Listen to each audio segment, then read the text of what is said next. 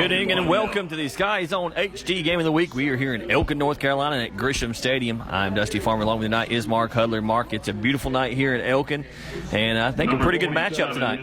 Couldn't ask for better weather as far as that goes. Yep, temperature's just right after a blustery hot week. But yeah, great matchup tonight. Of course, you got both teams conference-wise coming in 1-0, so they're looking to build on that early in the conference season. And the Huskies got an 8-game conference winning streak coming in, so they want to keep that alive. But, yeah, I think it's going to be a heck of a ball game. Yeah, it's been a long time since the Huskies have lost a conference game. Our Ashe County Ford keys to the game tonight, and first for Ashe County, Mark, we talked about on the way down. I think tonight, we always talk about how the offense has to set the tone, but I think tonight it's the defense that has to set the tone. Yeah, I tell you, I watched this Elkin team on film, and they're good. They're very good. They got a lot of seniors, sort of compare them to last year. The Ashe team, you know, a lot of seniors that have played since they were sophomores, so they got a lot of varsity experience. But, yeah, this defense, which the last 2 games they've played lights out, and they're just going to have to continue that for us to be able to compete in this game tonight.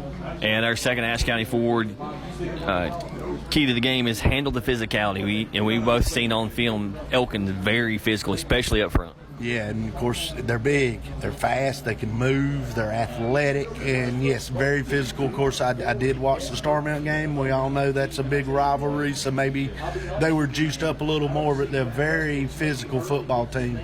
And the big key, I think, is going to be, and we say this a lot, is speed. Their linemen are fast also. And our third and final Ashe County Ford key of the game tonight is secure the football and not just, not turning the ball over, but make those simple catches, because you can't give Elkin extra opportunities tonight. No, I mean, we're going to have to play a good football game. I guess, lack of a better way of saying it, I mean, it ain't got to be perfect, but it's going to have to be pretty close. We can't have the drops when we've got a chance to make the play like we've done early in the year, and we've got to cut down on the turnovers and the penalties. The penalties have killed us. It is homecoming tonight here at Grisham Stadium in Elkin, and we expect to see a large crowd. Ashe County has traveled well tonight. And we'll get into our Dr. Pepper players to watch. And for Ashe County, it's Gabe Berry. Last week he led the Huskies in tackles, and he's going to have to kind of set the tone for that defense. Yeah, Gabe, I mean, junior season started as a sophomore, and like you say, if he's not leading the team in tackles on the season, then probably his sidekick right next to him is. But, yeah, Gabe Bear's going to have a big game stopping this Elkin running attack tonight. And an Elkin running attack will be our Dr. Pepper player to watch for Elkin, and it is Tyler Mays.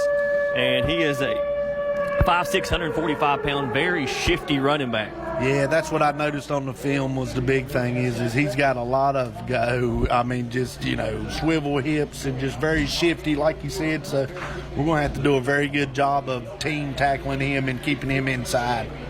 Ashe County will receive the football to start the game. And I did miss the coin toss, so I don't know who won or whatever happened. But we're going to receive the ball first tonight. We need to get off to a good start. Peterson back deep for the Huskies as we get ready to kick off football Friday night here from Elkin, North Carolina.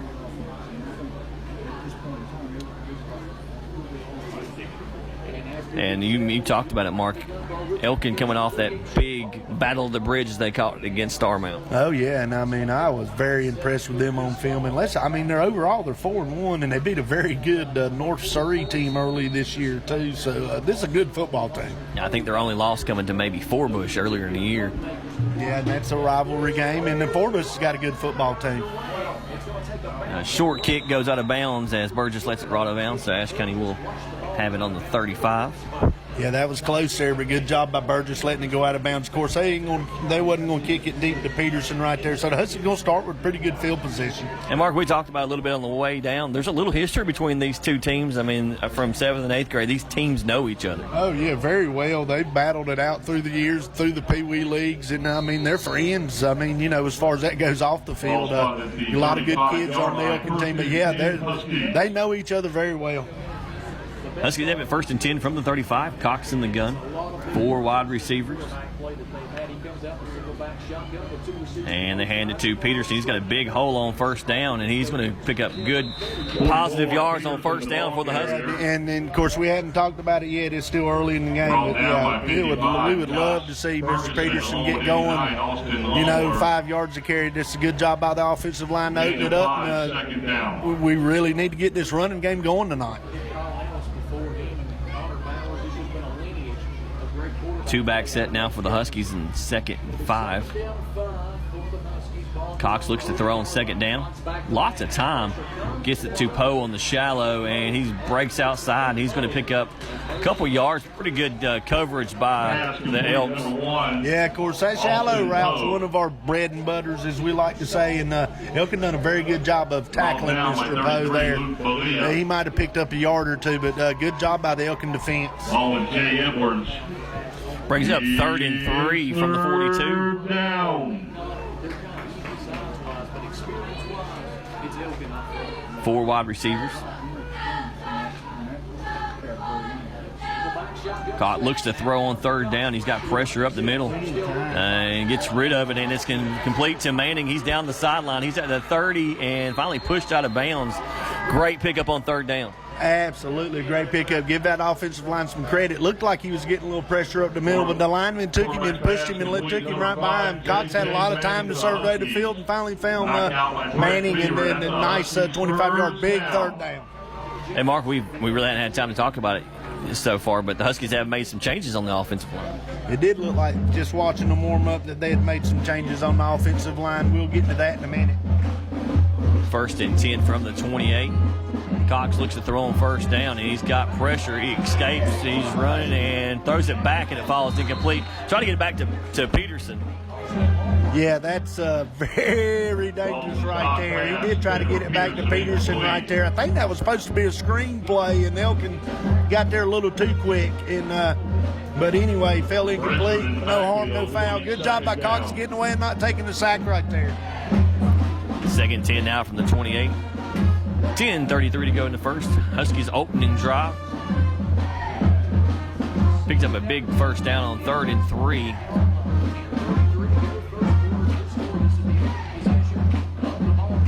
Cox in the gun, and is going to hand off to Peterson on 2nd down. He's going to pick up minimal yards, maybe 2. Like you said, maybe 2 yards there by Peterson there on that carry. Just a very good tackle by the Elkin defender right there. Good job getting him low and getting him to the ground. Down. 3rd and we'll call it a long 8 for the Huskies. Looks to throw on 3rd down. Lots of time. His pressure up the middle. He gets rid of it and throws it across the middle to Austin Poe. And he breaks one tackle. It could be close. I think he does have enough for the 1st down. That's going to be going to give him a 1st down. I thought he had it too. Just nice job again by Dawson getting away from the pressure and finding Poe. Poe done a good job making the first guy miss and picking up another big 1st down on 3rd down. Good opening drive so far for the Huskies. It brings up 1st and 10 from the 19.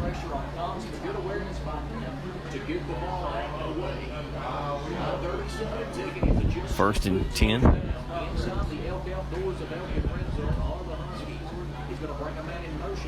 Going to motion Witherspoon across the middle. Cox looks to throw on 1st down. He's got pressure at the middle, steps up, avoids the pressure, and throws back to the corner of the end zone. A dive, and they're going to call it incomplete. They did call it incomplete. Of course, we're a long ways away. Again, he throws it back across the field, but he had Poe there for a chase, but running couldn't get enough on the throw. 2nd and 10. Asked for help there, and they called it incomplete. Like I say, we were a long ways from that, but a dang good effort right there. Almost picked up, had a touchdown. Brings up 2nd and 10 for the Huskies from the 16-yard line. Still scoreless here. Huskies opening drive. He's got 3 receivers to the right. He's going to throw. He's got pressure quick. Gets it off to Peterson on the screen.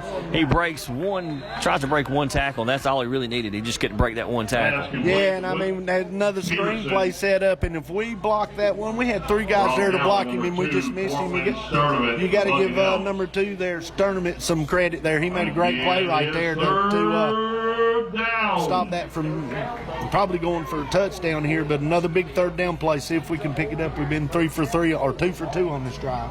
3rd and 4 from the 10 for the Huskies. Cox in the gun, looks to throw on 3rd down, gets it quick to Witherspoon. He got the 1st down and trying to get into the end zone. He'll be stopped short. So we've been just, that's 3 for 3. Good drive right here. Nice throw by Cox. Ain't much you can say. Got to probably picked up 5 yards right there. So we're 1st and goal. It's 1st and goal now for the Huskies from the 1-yard line. 2 back set. Kraus to his right, Peterson to his left. And hands to Kraus on 1st down, and he is going to be short. Looks like they're going to call him down just short of the goal line. Yeah, got Kraus in there that time. Of course, they probably expected Peterson to get it. He's a little, he can shift in there. I thought he was in, but we're a long way away. Can't really tell. But he couldn't. He got a yard right there. Good job. Just try to stick it in.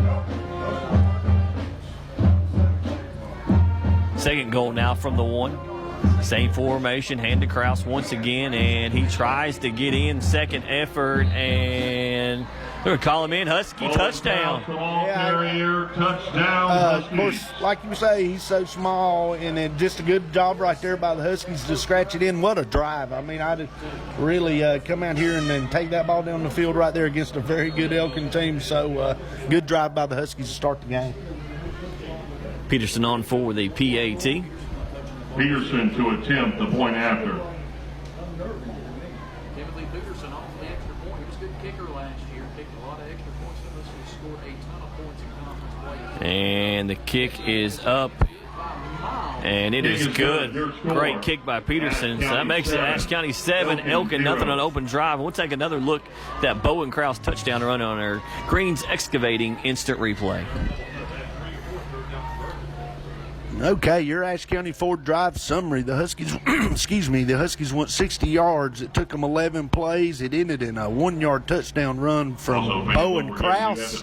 Timothy Peterson added the extra point. So here with 7:35 left in the 1st quarter, it's your Ashe County Huskies 7 and Elkin to get the football. Thank you.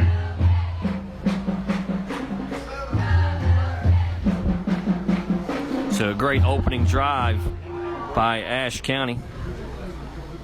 That was a very impressive job. Exactly how you wanted to definitely start on the road against a team that's coming off a big win last week, and a talented team. One of the teams that was picked to win it this year. So just a good start. Now let's see if this Husky defense can continue to improve and get better and play as good as they had the last 2 weeks. Peterson set to kick the ball off for the Huskies. Kicks it down to the 10, takes a Husky bounce to about the 5. And Robinson gets it to the outside. He is fast. And if he can get outside, he may be gone. And Peterson finally slings about a bound. Peterson probably saved a touchdown right there. Yeah, of course, he's the kicker, so he is the safety guy that stays back. And it's a good thing Mr. Peterson was back there, because I thought that young man was off to the races there. Robinson there, he almost took that to the house. Allegheny returned the kick against us last week, but they're going to have great field position. Yeah, it will be 1st and 10 for the Elks on the 43-yard line. Beaver in the kind of a pistol formation, and looks like it's going to be a false start. And that's a procedure against the pretty good way to start if you're a Huskies fan, trying to get them behind the chain. Yeah, get them behind the chain. So far, so good. This team can throw a little bit, too, though. So, of course, I guess Elkin there, he just sort of fell out of his stance a little back. Boy, they're big up front. Yeah, they're huge. I mean, Ashe County's pretty big, too, but they just look to be a little bit bigger than us. But anyway, this defense, great start. Get them behind the chains and keep them there. Beaver in the pistol, and they're going to run. They're going to roll, and there comes Gabe. Had him and lost him, and he cuts back across, and then finally tackled. Looks like by Number 10, Brett Current. Beaver, quarterback keeper. Yeah, of course, like you said, Gabe had a chance at him in there in the backfield and missed him. He don't miss many, but a good job by the defense there. They ended up picking up about 3 or 4 yards there, so good job there by the Gain of defense. 7, second down 8. And the secondary, he was trying to throw it over here, and they covered real well. Give Peterson over here some credit. Andrew, that is. They've left a man completely uncovered over here. Luckily, it was a running play, and the Huskies are right there. Mays bounces off several players, but 33 was wide open. Yes, he was, and I don't know what happened there, but we absolutely did lose him. Of course, he does have to go back inside the numbers. They're coming again. He's in the numbers, so he's fine. But, boy, we did lose last time. We lost him. Also, number 32, break Ryan right there. Blatt on the stop of the Huskies. It's third down. Now we got somebody over here with him this time, so good job right there to make sure. Big third down play. 3rd and 2 for Elkin on the 49-yard line. And he's just going to take off straight up the middle, and he's got the first down and maybe just a little Brett more. Beaver, the ball carrier. It's like we say, we've watched these Beaver boys, as we call them, since they were sophomores, and he just wasn't going to be denied right there. Got a good little hole, just hit it, picked up the first down. First down.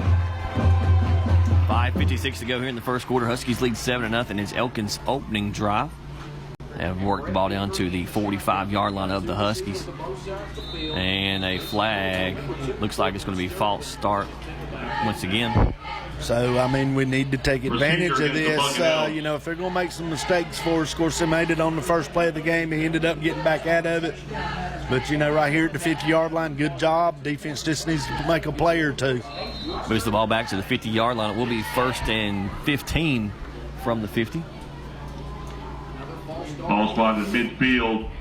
First down, Bucknell. Huskies lead 7-0. To their own 50. First down and 15. Already a couple penalties on the edge. Looks like Elkin's flip sides of the field. Beaver in the I formation. He goes under. Beaver under center. And almost moved once again. Beaver's looking to throw. He's got Ryan Blevins bearing down, and he completes it. And it looks like he's going to maybe get back to the original line of scrimmage. Yeah, they might have picked up 4 yards right there. Nice job. Another little There's a flag down. Okay, there is a flag down. There's a nice little flood route again, and he hit the short guy. He threw it in a pretty good ball in a small window there, but the Huskies done a good job coming and tackling. Going to be a defensive hold against Ashe County. Defensive holding. Don't see that very. I guess he's holding an eligible receiver.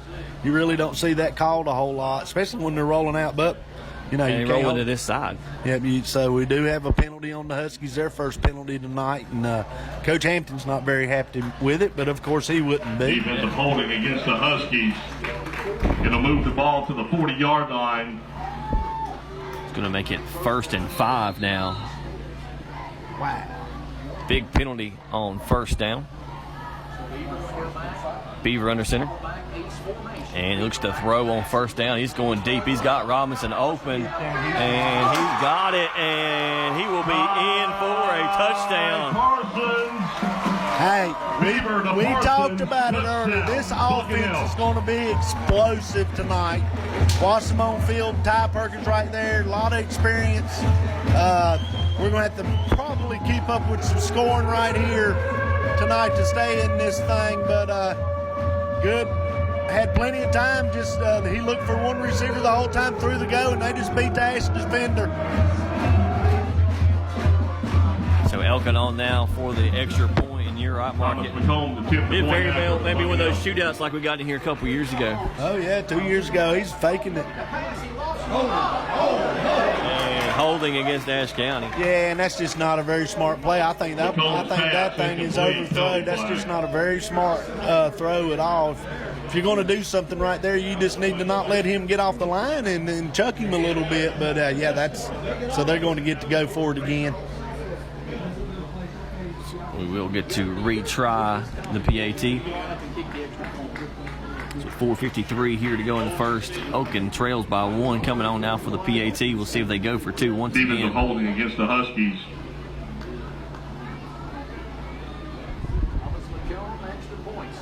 extra point is up, and it is low, but it is good. Kick is good. They sort of both Your looked at score, each other right there, but the Elkin kick is good. So Elkin comes County right 7. back and answers the Ashe County score. So let's see if this offense can get back on the field here and stay hot. I mean, they had a very good drive the first time. Elkin comes right back and answers. So it's either going to be a shootout here tonight or somebody's going to have to maybe the first team's defense Retail steps price up. $3,000. All it costs is a $10 raffle ticket.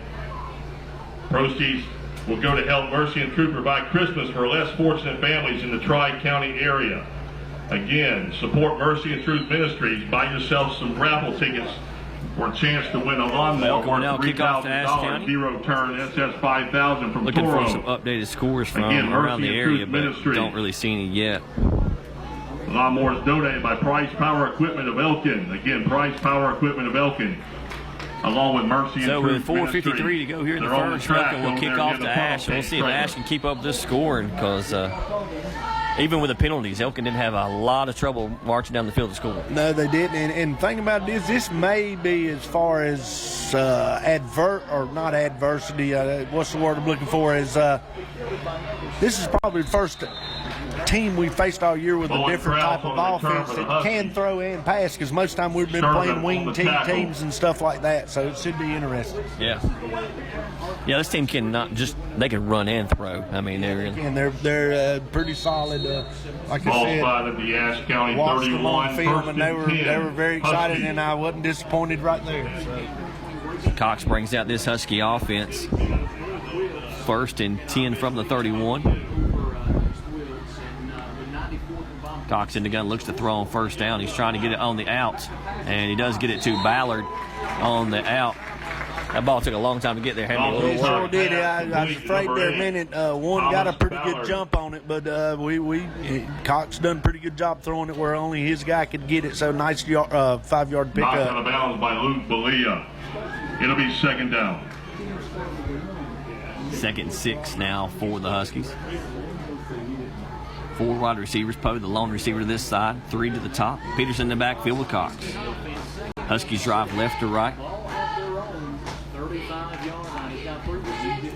And he's going to hand it off to Peterson on 2nd down. He's got a huge hole up the middle. Makes one guy miss. He could be gone. He's at the 40, 30, 20, 10. Touchdown. Timothy Peterson, Ashe County Huskies. And that's what we like to see. Mr. Peterson there finally got loose on one, and that's by far the biggest run of the year he's had all year. But we're used to seeing that. A great job by the line, giving him a crease. And he hit it and made one guy miss, and he's got some speed. Very good job by Peterson right there. Yeah, to be a 200-pound running back, you think he wouldn't be able to run away from people, but he has no problem running away from people. And number one there, his name leaves me right now for Parsons. Elkin. Parsons. He's not a slow person, and he's run away from him. Peterson on for the PAT. And the kick is up, and it is good. Kick is good. That makes it Ashe County 14-0 in Elkin 2 plays. 7. Timothy Peterson takes us a long ways. We'll take another look at that Timothy Peterson touchdown run on our Greens Activating instant replay. Also, fans, when you have funnel cakes on the track, the funnel Like cake you trailer on the said, track over near the, Dusty, it didn't take them long. The Ashe County Ford Drive summary only took 2 plays, went 70 yards. It ended in a 65-yard touchdown run by Timothy Peterson. Timothy Peterson added the extra point, and that brings your score with 4:30 left in the first quarter. Ashe County Huskies 14, Elkin 7.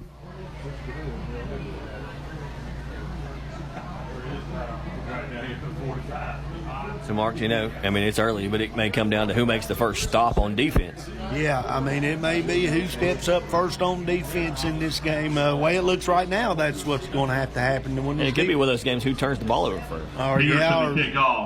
Yeah, one of them, like we talked about it last year, the adversity comes in, but looks like it's going to be a shootout so far. Peterson kicks it off high and a little short to number 9, and he tries to get outside, makes one guy miss, makes another guy miss. He's still on his feet and finally going to be wrestled down by the Huskies. Tyler Mays on the return. Better coverage that time. And, they got 4 or 5 kids back there you don't want to kick it to, but nice job that time by the Huskies on their coverage. This looks like West Wilkes leads early 6-0 over East. It'll be 1st and 10 Elkin from their own 27-yard line. So it'll be 1st and 10 Elkin from the 28. 4:22 to go here in the first. Huskies lead 14-7, scored on both their drives so far. Beaver looks to throw, and he tries to get it out, and a nice screen set up to Beaver, and he's across the middle to the 50. Mark, this may be, if you like offense, you've come to the right place. Yeah, and I tell you what, though, we didn't line up quick enough. We had kids getting over here trying to get lined up, and that's what really hurt on that play. Because to me, it looked like that it wasn't a very good pass. It looked like it about slipped out of his hands, but of course it was that little, in wide receiver screen there, done a nice job after he caught it with some good blocks, but we got to line up quicker. That's number 33, Luke Belia, on the reception for Elkin. Beaver in the gun, and it looks like they're going to throw once again, and trying to throw it back. They set up the screen, and they get it out number 7, and he has got another Elkin first down. Complete to number 7, Brendan Robinson. Yeah, and they're sort of just showing us everything right now. I mean, keeping you off balance. Don't know if they're going to run it. Don't know if they're going to throw it. And doing a good job. Need to create a turnover here or something, or just get a stop somehow. It'll be 1st and 10 from the Husky 37, 3:28 to go. High formation for Elkin. And handed off to Beaver up the middle, and the Huskies are right there. 44, Beaver the ball carrier. And I don't know who the other one. Looks like Colby Baldwin over there. Yeah, keeping you honest. So 2-yard game, but very nice job by Colby Baldwin and Ryan Blevins in there to stop him dead in his tracks. But Elkin will take that a positive play anyway. But good play on first down for this defense. Brings up 2nd 8 from the Husky 35. Just under 3 minutes here to go in the first. Lots of scoring so far. 14-7 Husky lead. And now Brody Wable's come in at tailback. And now they're going to run Beaver on the keeper. He's being chased down from behind. He got a great block. There is a flag down. He cuts back.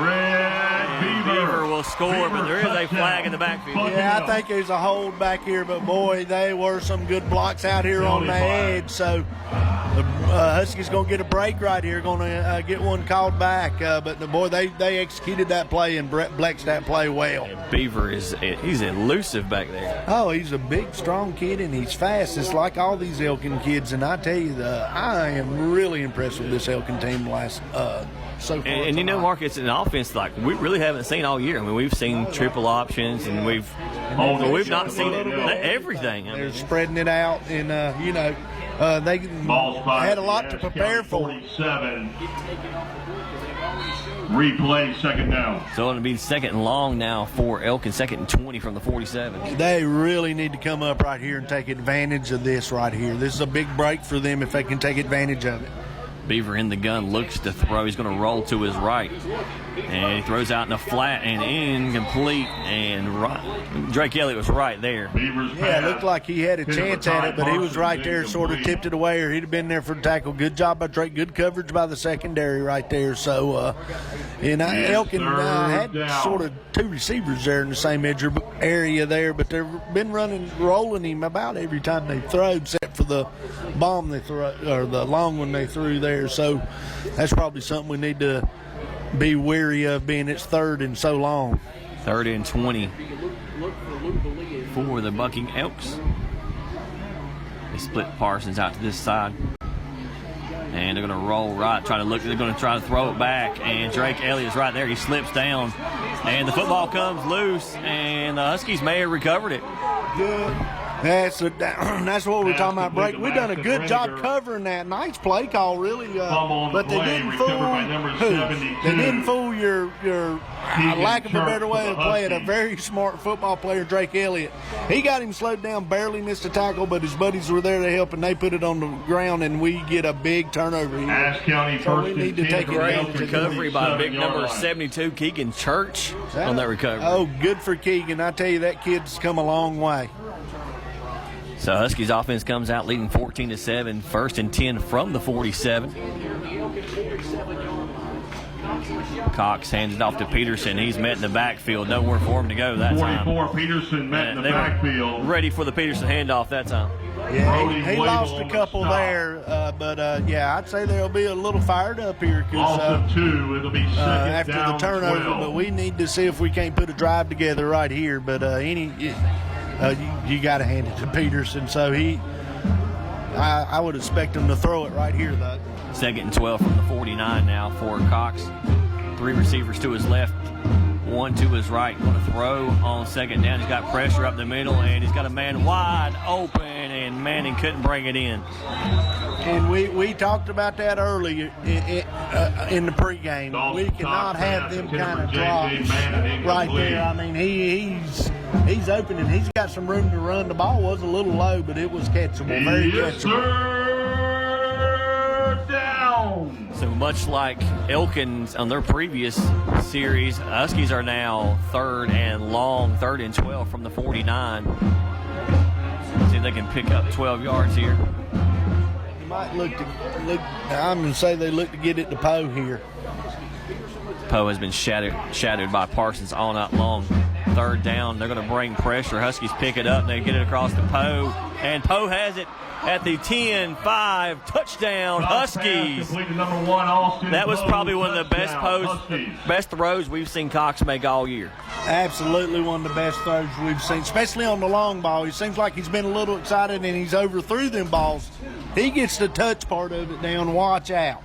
Yeah, that's the best long ball he's threw all year. And Poe, of course, what can you say about Austin Poe? Yeah, I mean, just get the football in his hand. An athlete, and he just made got open there and just made a great catch and took it into the end zone for Husky touchdown. And the PAT is good. And we'll take another look at that. Cox to Poe, touchdown on our Green's Excavating instant replay.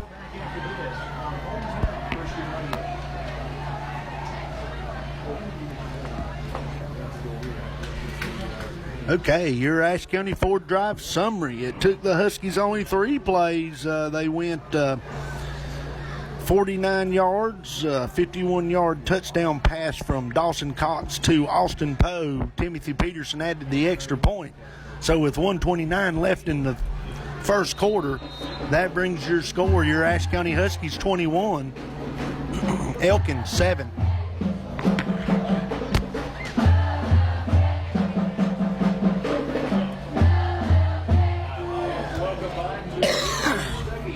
And Dusty, that was just a big deal right there to take advantage of that turnover in this type of game. You're on the road, so you got to take advantage of the turnovers. Good, and we talked earlier.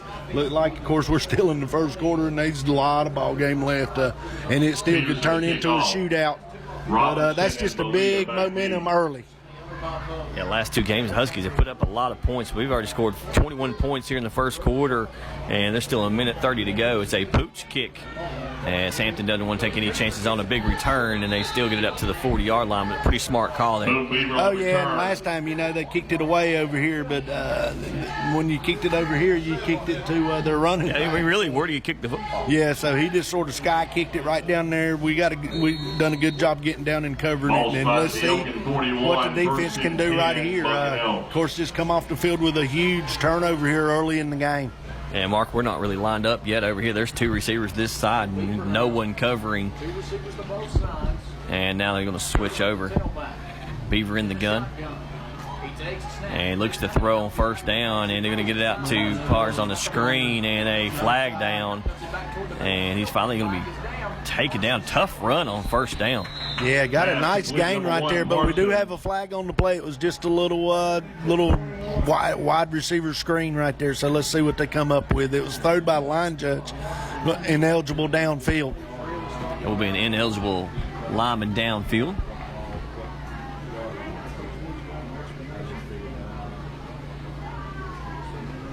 And the Elkin And receiver Elkin now coaching just staff the really- fucking hell. Well, the Elkin coaches are arguing that he caught the ball behind the line of scrimmage, which it doesn't matter, and on the screen pass you usually do. But anyway, we'll take it. 5-yard penalty replay, first down. I'm assuming that's what they called because it was close to being in front of the line or behind the line when he called it. So anyway, like I say, there's another break for the Huskies. Elkin's really hurt themselves here in the first quarter with their penalties.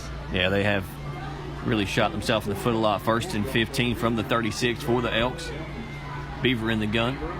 And he's going to take off up the middle on a draw, and he's going to be taken down about the original line of scrimmage by our Dr. Pepper player to watch, Gabe Bear. Yeah, Gabe sort of stayed home there. Brad It looked Beaver, like he might have been sort of quarterback been the Beaver. one spying him that time. I mean, Beaver did get it back to the original line of scrimmage, so he did pick up 5 Brought yards down by there. number But 27. good job right there Gabe by Bear for the Gabe Huskies. Bear. And it looks like they're going to And bring in 5, Austin second Poe down. to play some corner.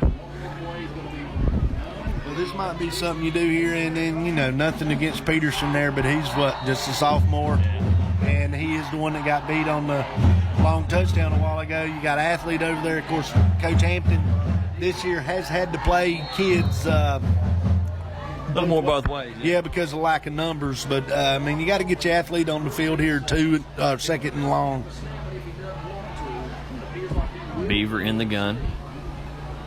And they're going to motion a man, and they're going to hand it off to Robinson on the jet sweep, and the Huskies are right there. He is going to get some positive yards. The Yeah, ball it got carrier. it up. It's going to make it a more manageable 3rd down here. Picked up about 5 yards, and that's finally going to bring the first quarter to an end. So at the In end the of first one, the quarter, Huskies your lead score, 21-7. We'll be Ashe back County here from 21, Elkin and the Elkin Sky Zone HD 7. Game of the Week.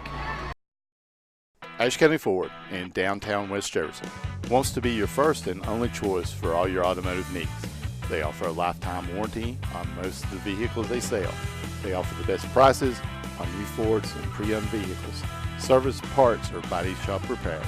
And locally owned and operated with the friendliest and best staff, they are your answer for anything automotive you need. The High Country's Ford dealer since 1919. Ashe County Ford. You make the drive, we'll make the deal.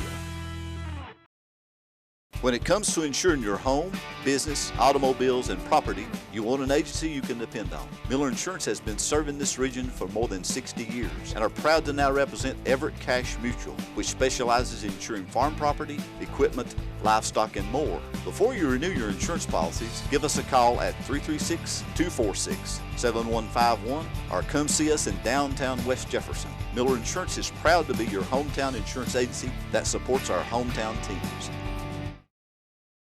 Welcome back to the Sky Zone HD Game of the Week here from Elkin High School. The Huskies lead Elkin 21-7 and a great first quarter for the Huskies. Yeah, great first quarter for the Huskies. Elkin played well. Just a few penalties really hurt them, and the one big turnover. But Elkin's right here looking to pick up a big 3rd down. 3rd and 5 now for Elkin, and Beaver's going to fake it. He's going to roll out, and he's going to get it. He got a number 2 wide open, and Sturdivant's going to be pushed out of bounds. Beaver's pass After he picks up completed the Sturdivant. first down, pretty good play design. I was getting ready to say that's a very good play design. Of course, Drake had him on coverage, but he's inside there, and he just couldn't get there in time enough to bring him down before the first down. He got the first down by 2 yards. Very nice play by Elkin right there. 1st and 10 from the 46 now for Elkin. First down and 10 for the Elks, and just so you lose first down. Beaver back under center, and he's going to hand it off to Tyler Mays, and he's going to pick up maybe 3 yards. Yeah, it's so far so good with this shifty running back. He did pick up positive yardage right there, but it's just 2 or 3, so that's a good job by the Husky defense right there. The Huskies Brought down by have only given up 55, 7 points. They're still playing. And it's really just one play. And the pass play is just 2nd one down. long play we give up. 7. Got beat on the pass play, and then he sort of slipped down. So good job by this Husky defense so far. And it looks like Elkin's going to have to use a timeout as they had a lot of confusion as Timeout, substitution. Yeah, I think one was supposed to stay on, and he was coming off. So they are going to have to burn a timeout right here. There's a big tight end they were running off there. He is a 6'4", 195 senior. Yeah, they got some big kids, and like you said, senior, they got about 16, 18 seniors. So, On behalf of I mean, like I've said it a couple of times tonight, I was very impressed with them on film. I'm very impressed with them live. This Husky team so far has just really come out, and they've showed up to play. They act like they're a team. Of course, their rallying cry this year is back to back, so they act like they're a team that wants to go back to back right now. And while we got a break in the action here for the Elkin timeout, we'll take a look at some other area scores. Watauga does lead Alexander Central 7-0, and East Wilkes is up on West Wilkes 7-6. Yeah, that I'd say that Alexander Central Watauga game will be a nip and tuck all night long. Yeah, that'd be some offensive scored in that one as well. Beaver in the eye. And hands it off to Robinson, and he tries to get outside, and finally when he run out of bounds. Good job that Huskies defense just streaming it out. Again, Drake Elliott, a great job by Drake right there. Just not playing his position, stringing it out, and getting him out of bounds. I mean, he only got 1 yard right there. Good job by the defense. Another big third down play right here. 3rd and 6 now for the Elks. Ball on the Ashe County 42-yard line. Big third down. 11:09 to go here in the first half. Huskies switch to the defensive line. And he's going to roll. There is several flags down, and Gabe Elliott pulled him down the end of the backfield. Yeah, good job there by Gabe, our player to watch. We do have a couple of flags right here, but, Coach Hampton, if it's on them, he might decline this. Yeah, they're going to decline it. Because they lost 5 yards right there, so it'd be interesting to see if they decide to pin them or if they decide to go for it. So they did decline the 2 people moving at once, legal shift there, so they did decline the penalty after the nice play by Gabe Bear getting in there, and the Elks are going to have to punt. So now this defense, we sort of talked there early after that first score, like I wasn't quite so sure, but so now this defense has got them a stop and a turnover. Bowen Krause back for the Huskies. Put your feet on the 10-yard line, let it go. And the punt is a nice punt, and Krause is going to take it at the 5 and slips down. He might should have, like I said, put his feet on the 10-yard line, and if it goes over your head, you don't move. On the 5. I guess after it sort of bounced there, that they had some people down there that might have ended up a little better that he did field it. I don't know, though. But anyway, these Huskies are pinned deep. We'll see what happens. Will be 1st and 10 from the 5. Cox going to stand in his own end zone. 4 wide receivers. Peterson to his right. Exactly right. You want to take the 1st and 10 for the Huskies. Ball on 5-yard line. 2 receivers to both sides. Peterson, the tailback. And they fake it. They're trying to set up the screen, and it falls incomplete. That was dangerous. Yeah, they were trying to set up a little quick screen there, wide receiver screen to Austin Poe. And like you say, I think if he throws a better pass, that could have been. It's probably a good thing that was a bad pass. Yeah. It'll be 2nd and 10 from the Husky 5. It'll be 2nd down. He was down there a couple of years last year, and they manned us up, and we threw it deep, but they don't look like they're going to man us up this time. 4 wide receivers. And they're going to motion Weatherspoon. And he's going to look to throw. Stands in his own end zone, gets it out, throws it, and it falls incomplete. That's looking for Poe again, and that's just he's backing up there. That's a very – I think we've been fortunate on them first 2 plays. So yeah, I think so, too. 3rd down here, we'll see what happens. 3rd down. So it'll be 3rd and 10 from the 5. See how conservative this Huskies coaching staff plays this. 10:27 to go here in the first half. Huskies lead 21-7. Mark, you got a 2-score lead. You're on your 5. You just hand it to Peterson and punt the ball up. I mean, I would have handed it to Peterson on 1st down, but yeah, I think. But and I'm not being critical because they do what they do and they do it very well. So no, of course he's not going to hand it out. He's going to go for the 1st down. Oh, tipped, and it's going to be intercepted, and he's going to walk into the end zone. Touchdown, Buccaneers. And that's just an athletic play right there. Athletic play. The ball comes out a little high, and they had two defenders on it. I don't think he picked the right one right there. But anyway, you know, it's unfortunate that it didn't go to the ground, but it bounced up. Great play by Elkin there, and we talked about it. Took a chance right there, and it sort of bit you. So we'll see what Elkin does for the extra point. And it looks like they're going to line up to kick it off. 10-17 to go here in the first half. Elkin scores on a pick 6 as Ashe County's running a player off. And the PAT is...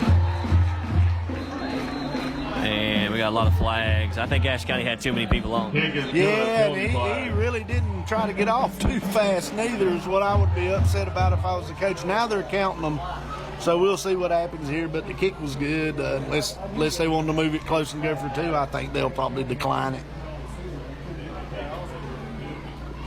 And it looks like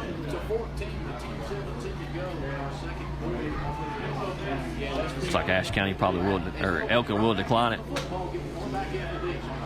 So Ashe County going to get the football back, and now would be a great time for one of those long, sustainable drives. Yeah, they need to answer right there. You know, you made a mistake. You got to erase it from your memory and get back out there and play. 14. So, and just one of those things that happened. It didn't work out for Also, you. your But homecoming contingent. you're still playing good football. Homecoming ceremony. Bad break right there. You got to give Elkin scoreboard, get lined up.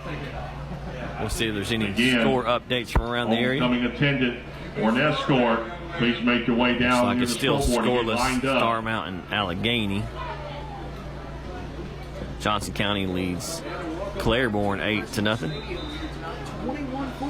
And Mark, just got an update on the Wilkes Central North Wilkes score. Wilkes Central is up 27-8.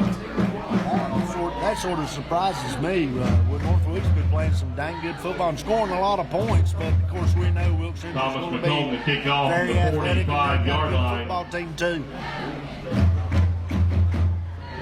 Peterson back deep for the Huskies. Watauga's now up 15-0. 44, Timothy Peterson back deep for the Huskies. And West Wilkes leads East Wilkes 14-7. That kick is up. Peterson's going to take it at about the 15, and he's across the 20. And he's still on his feet. He's just dragging Elkin players with him up to about the 30-yard line. 44, Peterson on the return. 44 and 89, Austin Longworth along with Boone Beaver with the stop. So we'll see if Cox can shake off that interception and get the Husky offense going again. Yeah, we just got to shake it off right there and first and 10, Ashe get County back from to their playing own what we was 28 playing. You know, yard we line. talked about the adversity, so they got to forget about that play and move on. Cox in the gun, Peterson to his right. 4 wide receivers once again. Takes the snap, hands it off to Peterson up the middle, huge hole, and he's still on his feet. He's going to have the first down and a few more yards.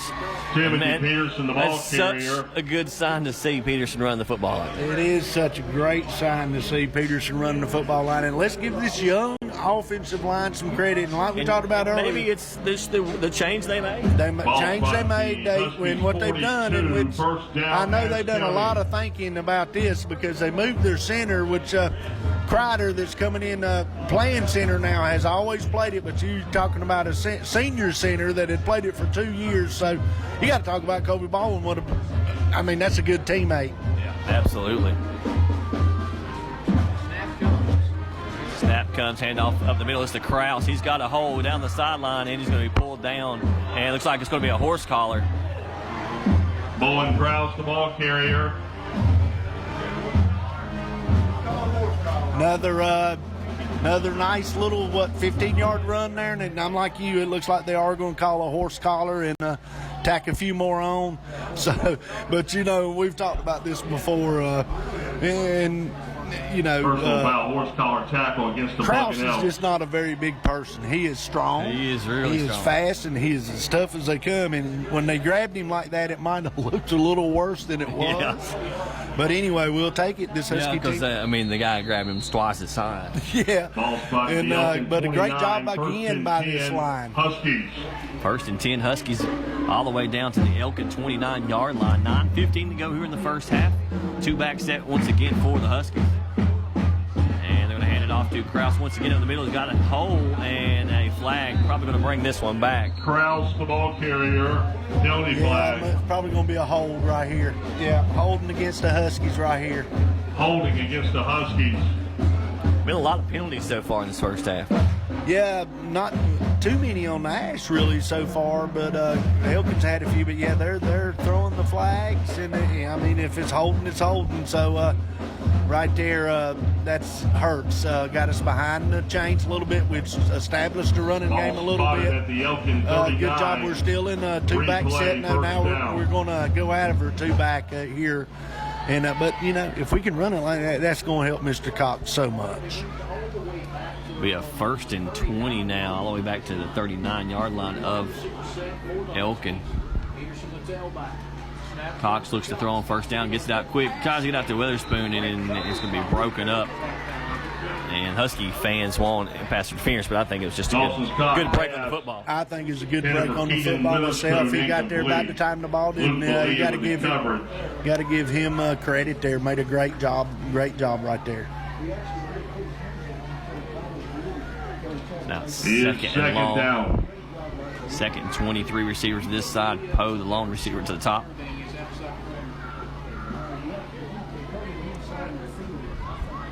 Cox in the gun, looks to throw, and he throws across the middle. He's got a man open. It's to Witherspoon, and it falls incomplete. He just didn't quite, and he got a little pressure there at the end. It probably held that ball up a little Hit bit. from Witherspoon, incomplete. Time it sort of collapsed early, and just a little short there. Had a chance. To bring up 3rd and 20 now for the Huskies. Is 3rd down. And I'm sure the 4th down call will determine a lot how many yards they get here on 3rd Yeah, down. if you can get back at reasonable, then you're probably going to go for it here on 1st down. But you've got to get you a chunk play right here. Absolutely. So it'll be 3rd and 20 from the 39, 8:48 to go. Cox in the gun, looks to throw on 3rd down. He's got pressure trying to set up the screen to Peterson, and he's really not got anywhere to go. And he's only going to pick up maybe a few yards. Pass complete to Peterson. Elkin's kind of played that screen pretty well. Yeah, and Ball down by we 89 showed the Longhorns, screen a almost lot labeled. last week, and we had to because they were blitzing us so much. It was good play calls, but yeah, Ball with Elkin's Boone well Beaver. coached on that screen play right there. So we're going to see if we He can't is do a little what they done to us. If we can't flip the pin 'em- field here. Yeah, flip the field here, pin them on the 5, and see if we can't come up with something. Peterson stands on the 50-yard line looking to punt the football away. And he fumbles this punt, but he gets it off, and it's going to take a Husky roll all the way down to about the 3-yard line. Good job, Peterson, picking that thing up and getting rid of it. Yeah, and really he didn't need to do right what he done, but it was a good job there on the snap, picking it up, getting rid of it. Peterson's punt down. And just got a little inside the pooch skip down 5-yard there line. and picked It'll be it first down and about 10, the Bucking Elk from their own 4-yard line. So it's turnabout's fair play here. Let's see if the defense can step up here and get a stop. We didn't mention there that's Elkin's defense Again, homecoming is sort of maybe Settled in a little bit. settled in a little bit. Done like Ashe, got them a turnover and scored. Of course, they scored off a turnover, and now they've got them a stop and see what they do here. Ball on the 4-yard line, 1st and 10. Beaver hands it off, and the Husky defense right there. Ball comes loose, and the Huskies score a touchdown. Sure did. I don't know who got there first, but it might have been Kreider recovered it, I think, for the touchdown, but I'd like to know who made the hit to begin with. Of course, we ain't got the benefit of replay, but they busted the gap right there and caused a fumble, and that's just another huge play by the defense here. And so Peterson will come on for the PAT after the Tyler Mays fumble. Husky recover for a touchdown. Peterson to attempt a point after.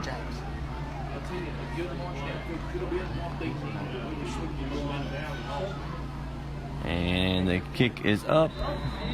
It is good. So we'll take another look at that Jackson Crider touchdown fumble recovery on our Greens Excavating instant replay. Okay, I guess Ashe County 4 drive summary. The defense gets a score here. A big stop on the goal line. Elkin fumbles in the end zone, and as Mr. Farmer said, Jackson Crider comes up with the fumble recovery in the end zone for a touchdown, and Timothy Peterson added the extra point.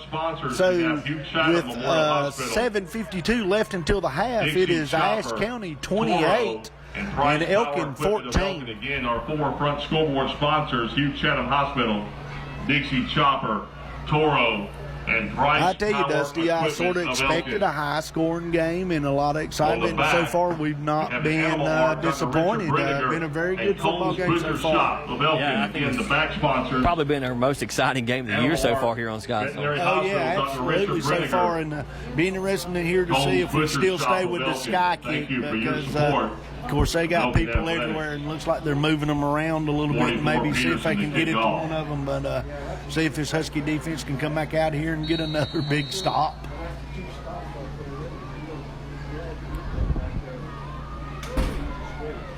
Peterson on, and he will kick it toward the sideline. They're just going to let it go out of bounds.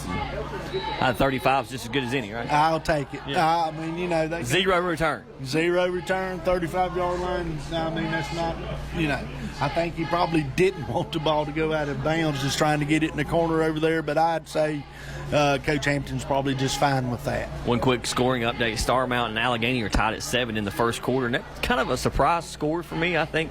Because, you know, Starmount might be reeling a little bit after that loss to this Elkin football team last week. Yeah, but you know what? And we talked about this Saturday. Goes out of bounds. It'll be first and 10. I mean, and I don't want to use the word. Well, yeah, I can use the word. I'm not, you know, putting anybody down. But I was disappointed in Allegheny. I thought Allegheny last week up at Ashe County would be better than they were. I guess give Ashe some credit. They come out and played real well.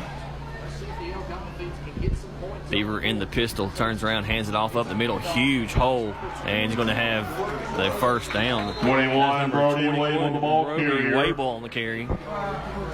Yeah, right there. They just, you know, Elkin may say, brought down by 55. Ashe sort of come out after the pick six by Elkin and decided they're going to establish the running game, and maybe that's a fucking decided he's going down. to establish the running game because that was a nice run there on first down.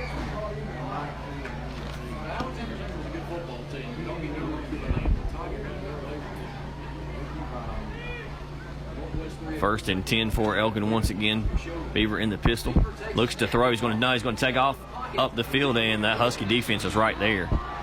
Brett Beaver, quarterback keeper. Right there, and that looked like that was sort of a draw, a little bit of a quarterback draw there. Camden Curran. We've done a real good job with the stop for the Huskies. Holding them to a 1-yard gain. Gain of 1, second down. Yeah, it was just a 1-yard gain for Elkin. Brings up second and 9 from the 50. 6:45 to go here in the first half. Huskies lead 28-14.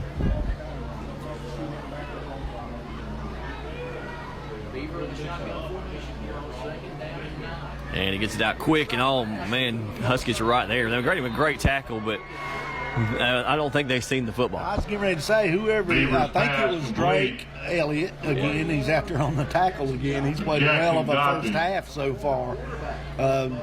Don't think he was looking for the football. I don't think so either. There looked like they might have had a chance to get us a pick six, but anyway, a big third down play here by this defense. See if they can force a punt. It's third down. Big third down for both teams here. 3rd and 6 from the 47.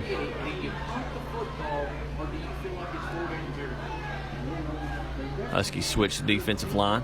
They're going to bring pressure up the middle. They pick it up. They throw it out to number 1 to Ty Parsons, and Huskies are right there. Drake Elliott once again holding on. I tell you what, he held on. His buddies got there, and tackling him in space, that's a tough job. So he's going to bring up 4th and. Looks like they're going to punt the football. Looks like but this is a great area for fake. It is a very good area for I think they did it to us down here 2 years ago, if I'm not mistaken. They might have. It is a good area for a fake, but you know, last time the punting it and pinning has worked out for them. Kraus back to field, and it is a fake. And they take it. They may have the first down. If we make that first tackle, he don't get it. But there you go, Coach Farmer. You call it. That is a great position on the field, like you said, for a fake, and the Elkin faked it, and it worked out. Got, needed 5, got 6. That's a Absolutely. Will be enough for Elkin first down. 5:14 to go here in the first half.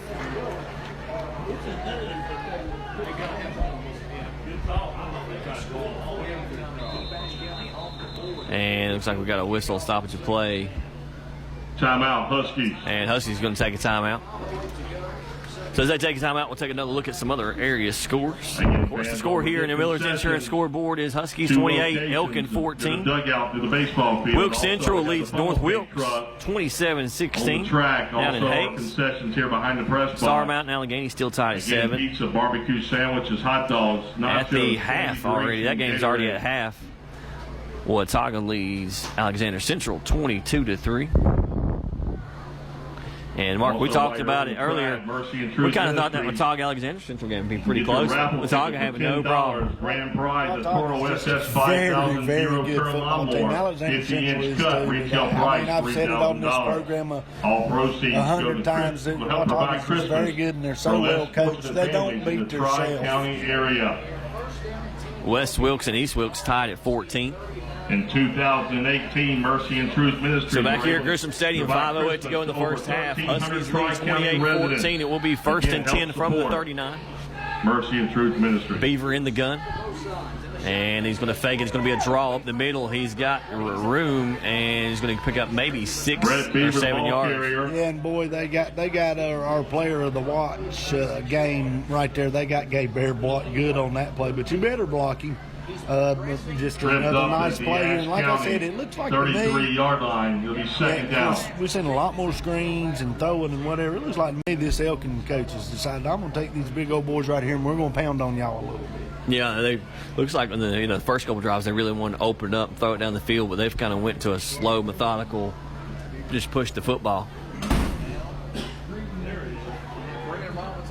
2nd and 4, ball in the 33, and they're going to hand it off to Robinson, and he's got the corner, and he may be gone. Robinson, and it will be a touchdown. Bucket Elks. That right there is just speed. That is a lot of speed. He got one little block there on the edge, and when he got that block, he turned the quarter. We had a couple of guys that had angles, and he just flat run by them. But we talked about it. They're very explosive. So Robinson in for the Elkin touchdown. As Elkin will come on now for the PAT.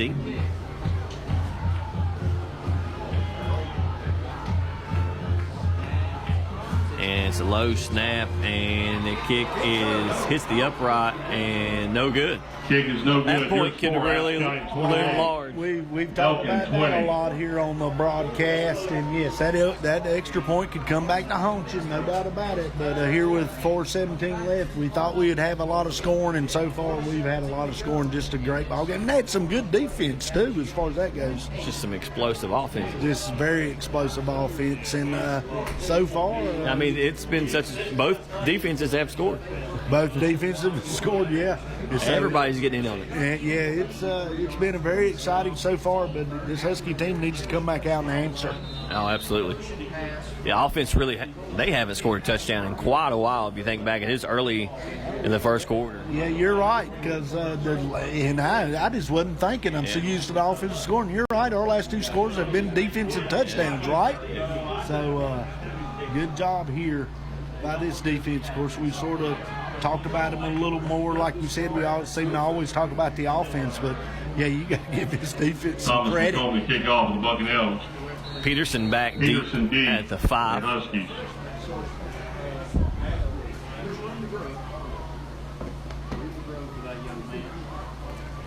And they kick it. They're trying to kick it away from Peterson, but he comes up and takes it at about the 12. And he's going to cross to the 40, and great return for Peterson up to about the 42-yard line. Yeah, good job there by Peterson. They didn't kick it to him early. The last 2 times they've kicked it to him, and he's done a good job getting him good field position. Now this Husky offense, like we said, needs to get back on track here.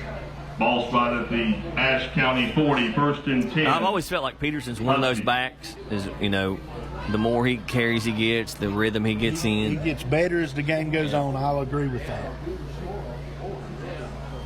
Cox in the gun, 4 wide receivers. 2 receivers to both sides for the Huskies. Cox and Peterson stands back. Cox Takes the snap and just hands it off to Peterson up the middle. He's got a huge hole.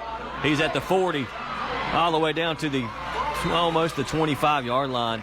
Not only he returned the ball, then he turned around and handed it off to him. He's marched the football field so far. Yeah, and he goes 25 yards right there. And he's clapping his hands. I think he wants the football. Yeah, and I tell you, he's come to play tonight. But give me that offensive line. Yep, man. and maybe like you said earlier, the changes help that much. But whatever the reason is, a good job by the coaching staff, and the offensive line is really growing up.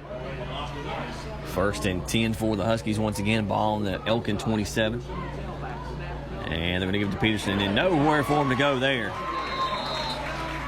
Big number 67 brought him down. The ball carrier. Yeah, he might have got back to the line. 89 Longworth on the stop. Handed it maybe a little play action right there would have been better. But anyway, I'm going to keep handing it to him too. So good job there by Elkin's defense with 2nd and 10. 2nd and 10, 4 wide receivers. Manning and Witherspoon to this side.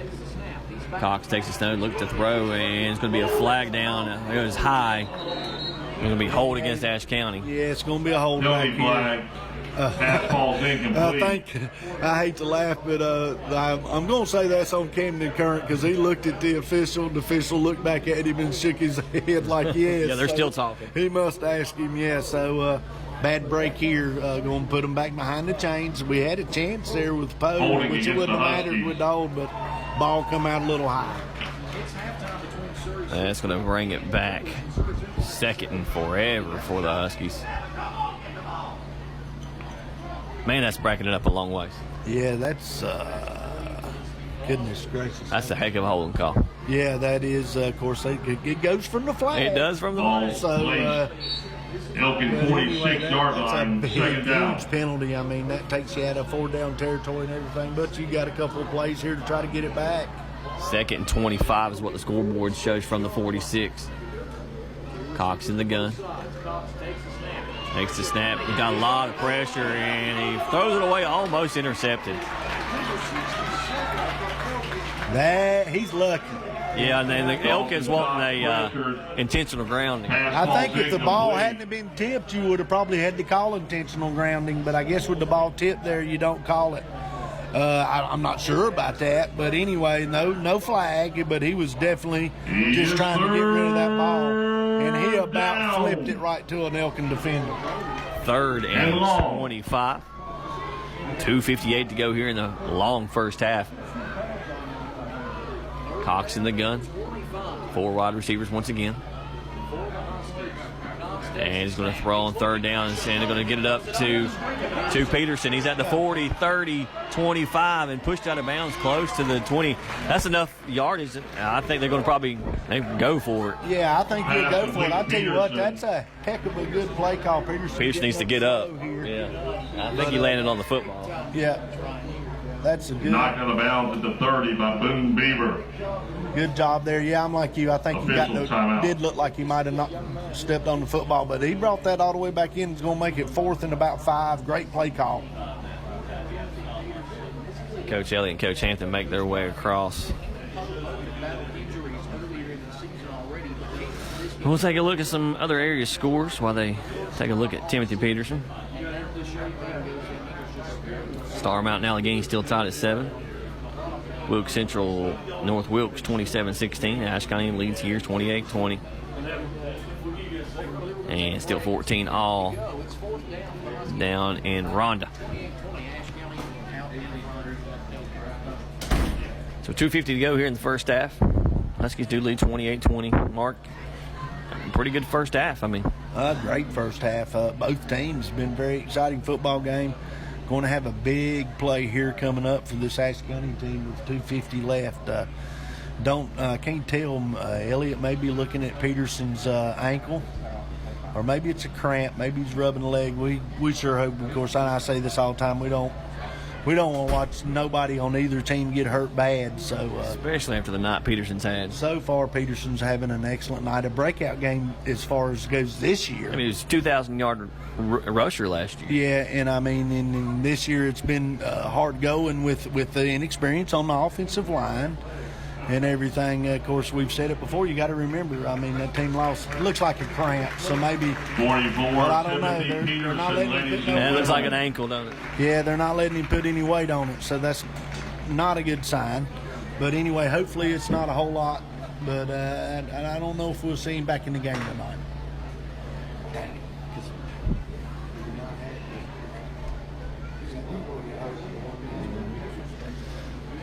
So as they try to help Peterson cross the field here with 2:50 to go in the first half.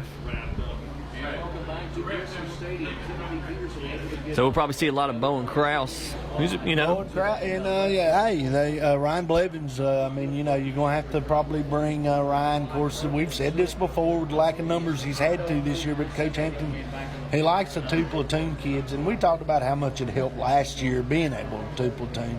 You got to give this Husky team some credit. They've worked hard all year. They're in pretty daggone good shape. Ball spotted the Elkin, they come out here and they're playing hard. It's 4th down. A big 4th down right here. And then, like I say, we got Krause in the backfield, which we're comfortable with Bowen. He's just not got a power runner here, but this is a big play right here.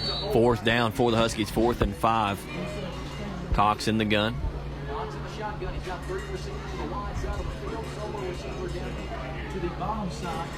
And he looks to throw. He's trying to get out to Witherspoon and falls behind him and falls incomplete. Yep, throwed it behind him. If he throws it in front of him where he's running, we've got a first down right there. But anyway, it falls incomplete. So Elkin's going to have a chance here to see if they can go down and get it a little closer before the half.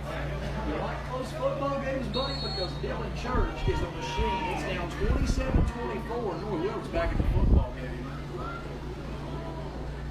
So 1st and 10 from the 22, 2:45 to go here in the first half. That would mean, depending on what happens here, we might be going to West Jefferson next Friday night. And handoff to Robinson. He made a heck of a cut and nice. Probably a touchdown saving tackle by Miller there. Yeah, nice saving tackle by Miller. I thought Robinson was off to the races again, and we talked about it earlier, the speed. They got speed everywhere. It's going to be really big if Ashe can hold them out right here in the last 2:33. Clock running, 2:27 to go. 1st and 10 from the 36. Beaver in the gun once again. Hands off to Ryan. He's going to keep it. And up the middle. And he's still on his feet. And Miller makes the tackle once again. Yeah, and like I said, like on the last drive, they are really looking like they're just going to run this. And they decided they're going to run this football. Yeah, they have. They're being very successful with it. So why not? And, you know, that's kind of what we thought was going to happen. Yeah, I mean, we knew they could throw it. They got good numbers throwing it, but we sort of thought they would set to throw it up with the run, but they come out and sort of done it reverse. And they're going to hand off to Robinson once again. And look out. Gabe Baer finally brings him down. Brandon Robinson. Man, when he turns and he hits that daggone corner, he's at full team. He plants that foot and he's gone. Yeah, he plants that foot. And the bad thing for the Huskies here, they march down to score. Elkin gets the football back. Oh, yeah. Yeah, that is bad in the second half. So we need to see if we can come up with something right here. Beaver in the gun once again. Robinson to his left. And they're going to throw on 1st down, and he's going to try to take off, and he's trying to get outside, being chased down by Gabe Baer, and finally pushed out of bounds by Drake Elliott on that far side. Like Drake and maybe Camden Current there. Good job by Beaver, just getting away with a nice pickup right there.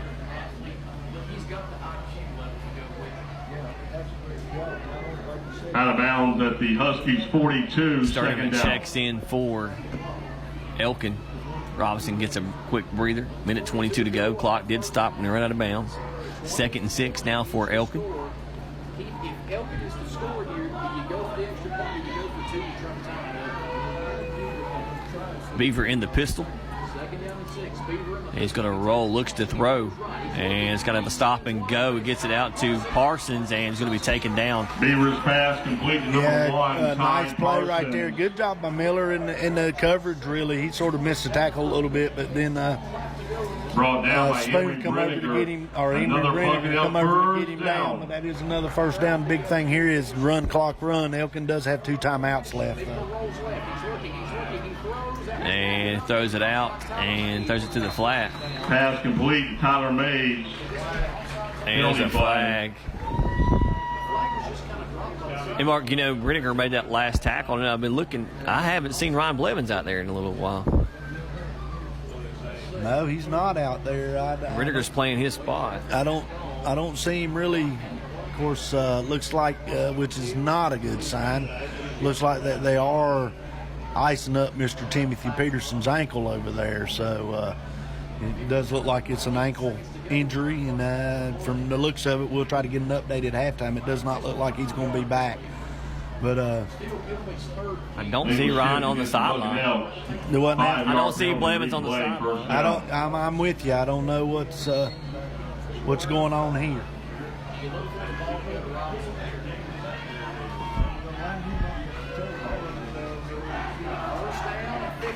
First and 15 for Elkin, and the handoff to Robinson. Once again, he's trying to get to that corner, and he cuts it up. He's got still on his feet, and he's finally going to be pushed out of bounds by Austin Poe.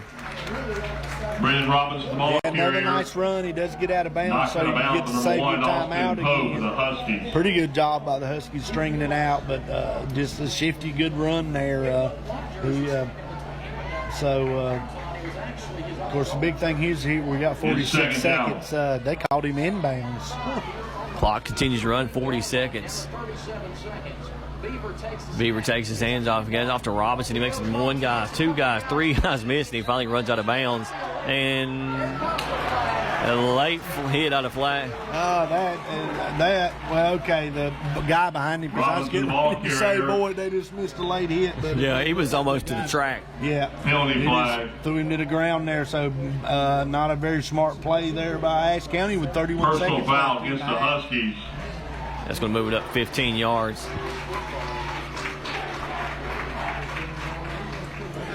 And the first time that we hear this Elkin home crowd.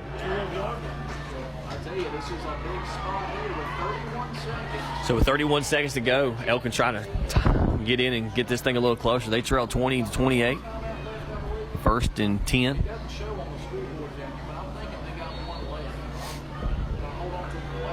That's another bucket out. First down. Beaver in the gun. And he's going to keep it up the middle, and the Huskies are right there. Very nice job by Baldwin right there. So he's going to use the timeout. Let's see. Timeout, Elkin. Is that their last timeout work?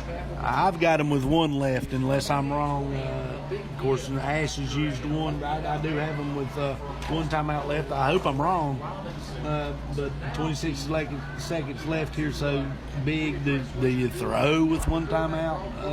Again, fans, don't forget. And if they don't have any timeouts, what do you do? I don't know. Elkin Apparel, make your way over and see our new Elkin Apparel new sweatshirt. So they have 1 timeout left, so you can pretty much do anything you want. Mark, and Timothy Peterson is on a set of crutches. Yeah, it's not a good sign. I thought they were taping him up, or looks like they was putting big ice on him there. So, and that's just like you say. That's looked like he was finally going to have his breakout game for this year tonight, and it's just a shame that he goes down right there. Yeah, the first half he had over 100 yards. I'm sure. Yep, and it's a shame. It'll be 2nd and 10 from the 12. 26 seconds to go here in the first half. 4 wide receivers for Elkin. Empty backfield. They're going to roll to his left. He's going to try to throw back across his body. Clock's running. He tries to get rid of it. He's got a man, and the Huskies going to tackle him inbounds. Good job right there. They're going to stop the clock, I guess, to look at the first down. Elkin's used their last time out with 14 seconds left here. And that's it. Timeout. I'm pretty sure they're out of timeouts now. So now 14 seconds to go. It'll be 3rd and short. So now you're thinking end zone. I think you got to go to the end zone. I mean, they are inside the 4. They've had some success with running. I think Beaver's the key here, the quarterback. You got to get him probably out in some space maybe and see if he can throw or run. Just to remind me, in high school, does the clock stop to set the chains? Final timeout. Because they can't get a first down. Yes, they do. It does stop momentarily to set the chains. So it's going to be 3rd and 2. Right here, 3rd and 2 for the first down. Of course, big thing here we're looking at is 14.4 left on the clock here before the half. Huskies lead 28-20, 14.4 to go here in the first half. Ball sets at the 5-yard line. It'll be 3rd and 2. Beaver's going to come out under center. I formation. And he's going to roll, trying to get it outside. He throws, he got a man open, and it's incomplete. Hey, that's a sure touchdown. Yeah, they had a nice play call right there. So now, and just didn't hang on to the football there. So break for the Huskies, but you got 9.5, 4th down. Of course, I don't know if they would try to keep the field goal. No timeouts, so they can't really no talk timeouts, about it. They can't stop it. So see what happens here. Big 4th down. It is 4th and 2. They can get a first down. 9.5 seconds to go. Beaver's going to come out in the pistol. And he's going to roll to his right. He's looking to throw, and he throws it to the end zone, and it is incomplete. Huskies take over. Drake Elliott knocks it away. Great job right there by Drake, and they knock it away. And it looks like they're going to get a hold.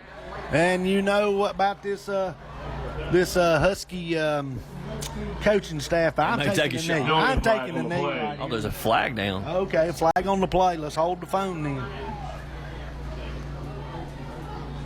This is a big penalty flag either way.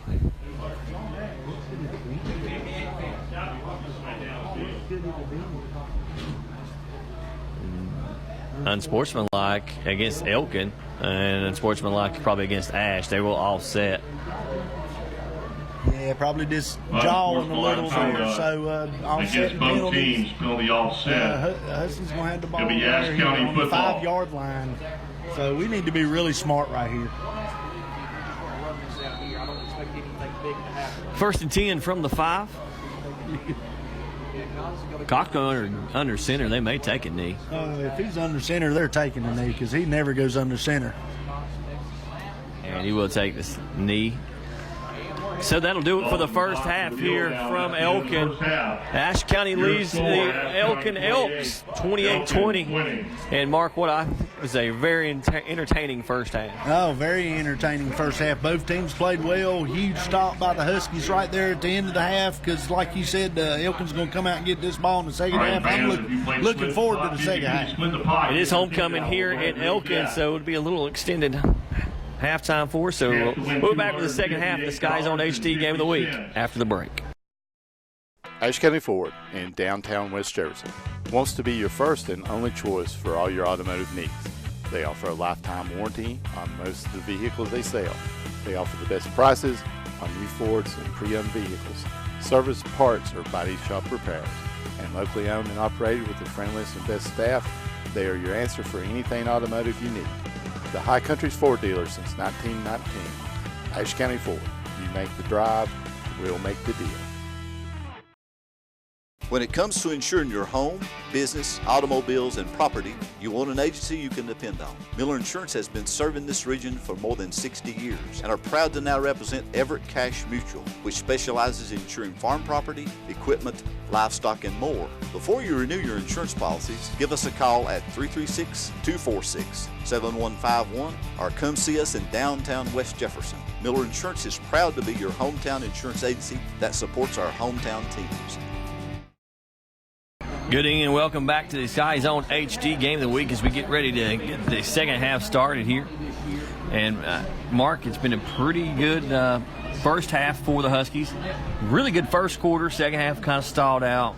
Defense scored the only touchdown in the second quarter. So Yeah, like you said, we got to get the offense back to going. Of course, looks like we're going to be, of course, we couldn't really talk to nobody, but it looks like we are going to be without Timothy Peterson for the second half. He did twist his ankle, so they've got him wrapped in ice, and he's actually over there leaning on crutches right now, so that's not good. But, you know, it's football, so they're just going to have to, somebody else is going to have to step up.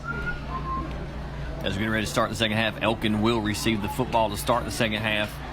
And Mark, you know, without Timothy, you can't really come out and really, I guess you can get the running game going, but it's not going to be the same. Yeah, no, it's not going to be the same, you know, and like you said, and, well, we see him back out there now. Mr. Blevins is back out on the field now, but it seemed like he was gone there for a little bit. He's a capable runner.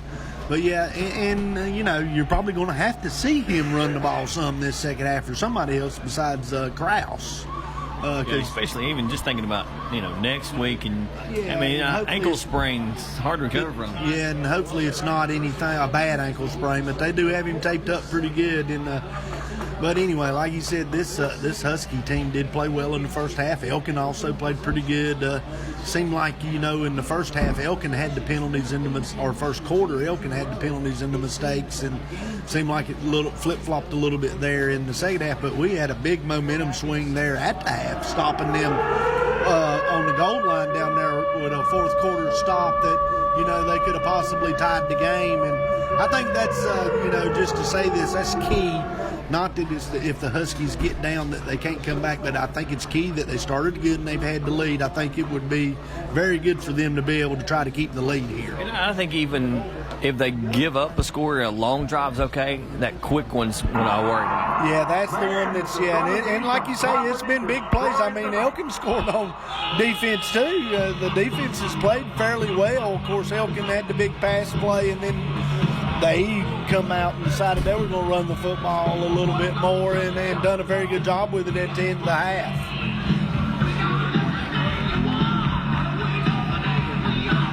So with Timothy Peterson out, his younger brother will come on and do the kicking duties. Yeah, that's right, and he's got a very good leg too. I forgot about, you know, you lose a lot of positions there, even your extra points. But Andrew does have a pretty good leg.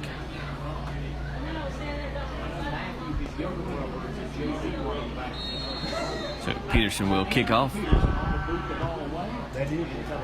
And it will be taken at the 25, trying to get outside, and will be tackled at about the 35-yard line. Drake Elliott, I don't know how many tackles he's had tonight, but he's had a bunch of them. On the stop right there. Elkin's going to have pretty good field position. Getting ready to start the second half here. Like you say, our first play we have started with the kickoff. And with the stop. See what this defense First does. and 10 Buccaneers from and their really, own you know, 34-yard line. and this last time I'm going to mention that with Peterson out, you got to wonder what the Huskies' mindset is. Yeah, and I was thinking about the same thing. You know, and I think that's why the quick score worries me more than anything is, you know, how down are we right now? Looks like they're going to shut the play clock off here and keep it on the field. They're going to reset the play clock. The officials are wanting to keep the play clock on the field. So Elkin takes the snap, hands it off to a very dangerous running back, Robinson, but big tackle there by Ryan Blevins. Yes, sir, good tackle right there. He looked like he had a good little cutback, but Blevins with a great tackle right there. No 1 yard loss, so that's a good start. On the stop. So Blevins with tackle for loss. It will be 2nd and 11 now.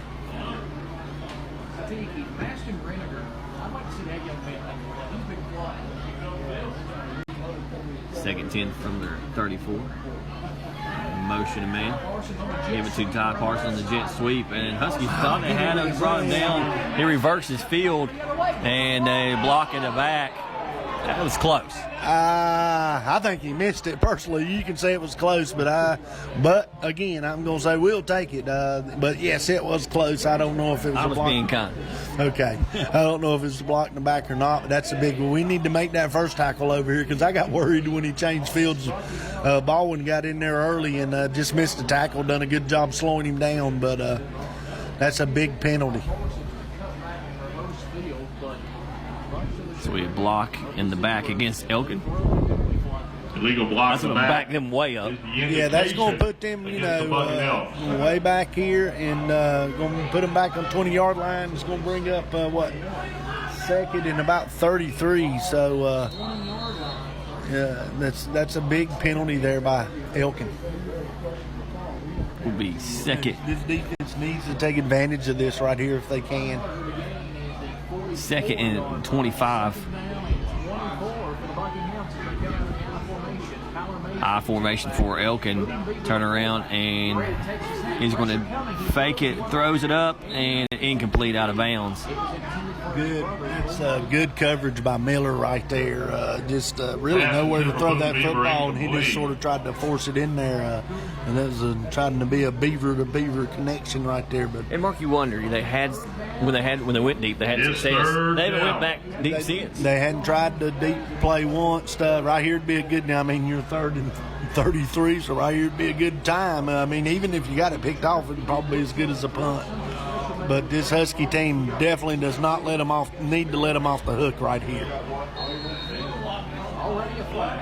Already a flag. Illegal substitution against Elkin. That's really going back. Yeah, another penalty, Elkin. They were really on this first drive in the second half just sort of self-destructed right here. Not how you want to come out and set the tone if you're Elkin. No, and I mean, you're down 8, and looked like it was just a illegal substitution. Illegal substitution. Yeah, we're heading back that direction. So it's going to be third down and forever for Elkin. They're going to roll Beaver out. He's getting rid of the football, and it falls incomplete. Good coverage again, and we're Drake Elliott. Drake Elliott sounds like a broken record.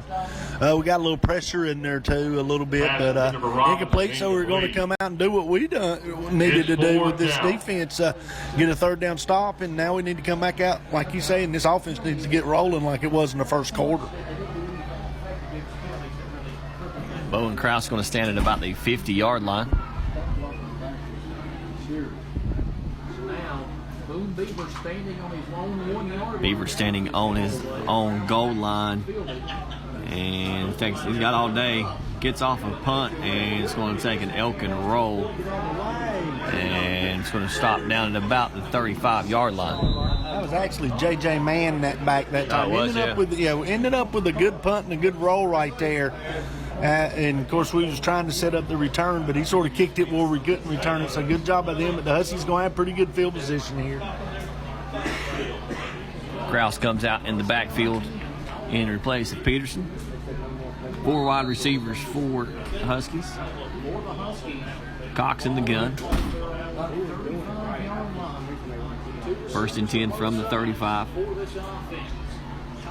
Cox going to look to throw on first down. And he's got time, throws it out, and he gets it to Peterson, and they're going to call it completed, but it's right at the sticks for no gain. Yeah, I mean, even right there, and it was completed actually to JJ, I think. So got some good pressure right there by Elkin. J.J. Manning on reception. Like you say, didn't really pick up anything. We'll call it a short game. Gain of 1, second down. Second and a long 9. They swap ends on Longworth this time. They move Kraus to the other side. Cox in the gun once again, looks to throw on second down.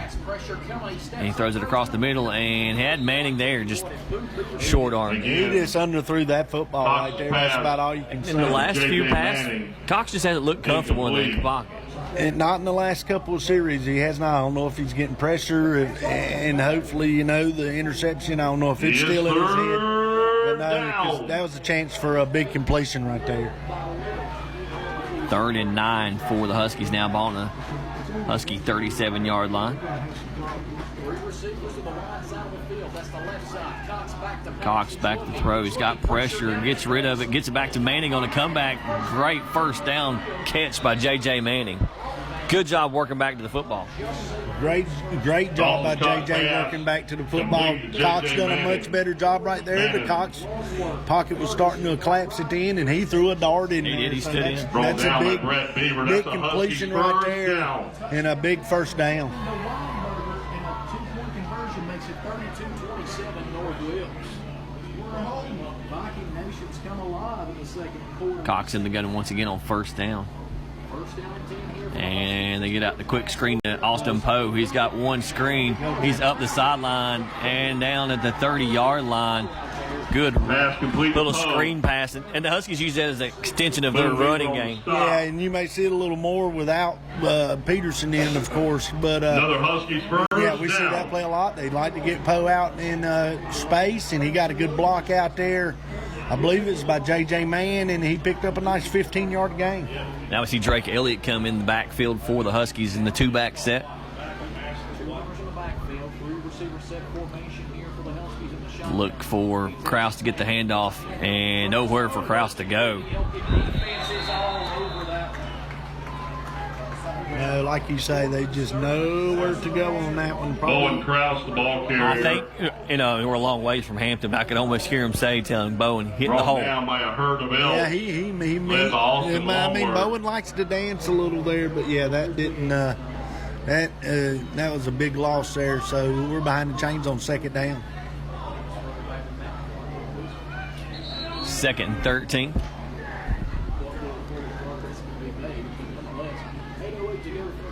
8:08 to go here in the third. Huskies still lead 28-20. Huskies driving right to left.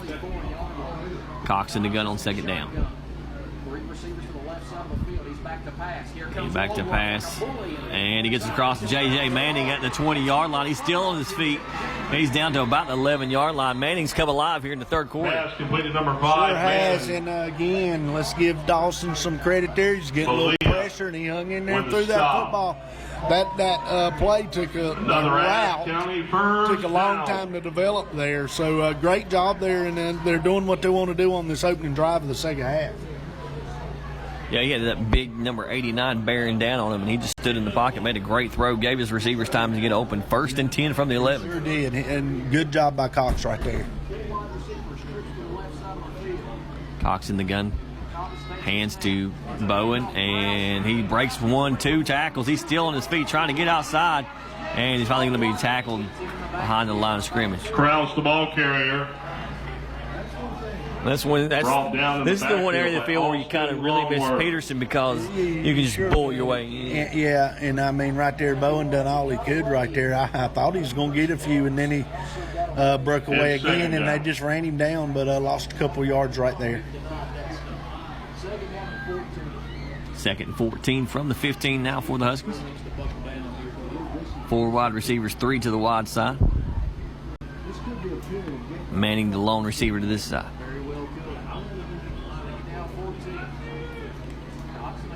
Cox in the gun, looks to throw. He's got pressure and gets it away, but it falls incomplete. Good job just getting rid of that football. Yeah, Cox pass. he did. And 89 again, he's chased him all night, but 89 caused him to throw that ball incomplete. quicker than he wanted to that time. But good job getting rid of it, not taking the sack right there.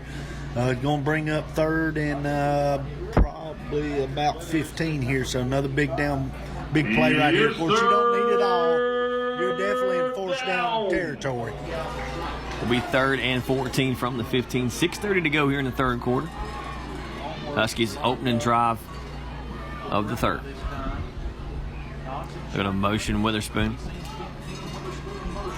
Look to throw. He's got pressure and is tipped. And Longworth got to him that time. Yeah, he hit him as he threw. I tell you, Longworth's been in that backfield all night long, so it's going to bring up a big fourth down play right And this here. is that. I mean, Peterson's also your field goal kicker. I mean, you could have gone for a field goal, but without him. No, you're not going to, and any points right here would be big.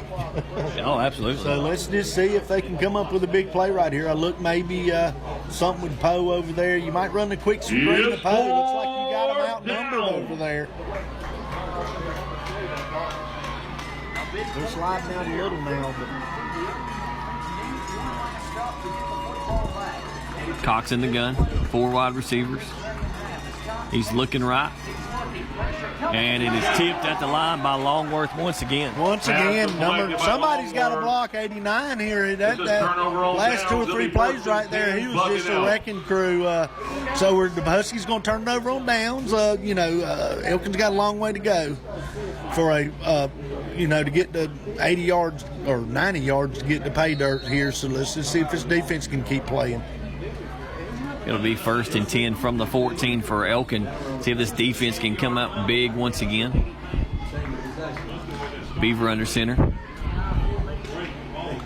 They are in the I. They turn around and hands it off up the middle, and he's got all kinds of green grass in front of him. And finally, he was tackled at about the 40. Yeah, touchdown saving tackle right there by Andrew Peterson. So, of course, nice nice play for the Elks on first down. Andrew Peterson, that's a Bucking-Elk first down. Yeah, good job by Peterson saving the touchdown because he had nothing but green grass in front of him.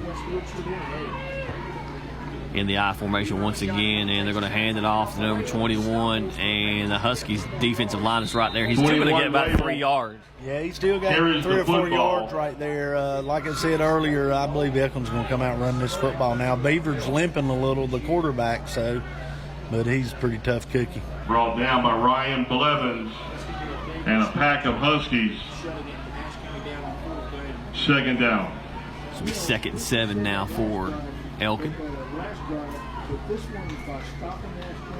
5:30 to go here in the 3rd quarter. Elkin stays in the I formation. And hand it off up the middle, and Huskies defense right there. Nice job that time. I can't say enough. This defense has hung in there, and they've played well. They've stopped the big plays for the most part, and that's been the key. If they can just keep the big play from happening there right there. Stop for Ashe County. 3rd and 5, big 3rd down here for Elkin. Down.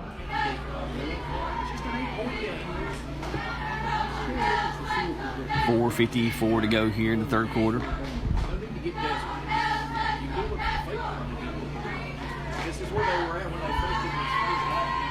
Elkin comes out in the pistol. And they're going to roll, and he's going to take off up the middle. Huge hole. Tries to get it. Oh, good tackle on that side. I tell you, because now that's, again, a game-saving tackle. Great tackle by Andrew Peterson out there on the corner. And I think he kept him from getting the first down, so it's going to be 4th and 1 here. I expect them to go for it, but that was a very good tackle. Yeah, because Beaver had no one else over there. No one else over there, and if he don't make that tackle, he's down the sidelines. 4th and 1 for Elkin. And Ashe County jumps. That's 2 weeks in a row that's happened. Yeah, 2 weeks in a row, and that's just a mental error there, and you have got to watch the football. So, and you couldn't single out one person, the entire defensive line. It looked like the whole line jumped right there, so circle that play. That's another Bucking-Elk. So 1st and 10 now from the 36-yard line. 3:57 and counting to go here in the 3rd. Elkin trying to get in and get this thing a little closer, trailing by 8.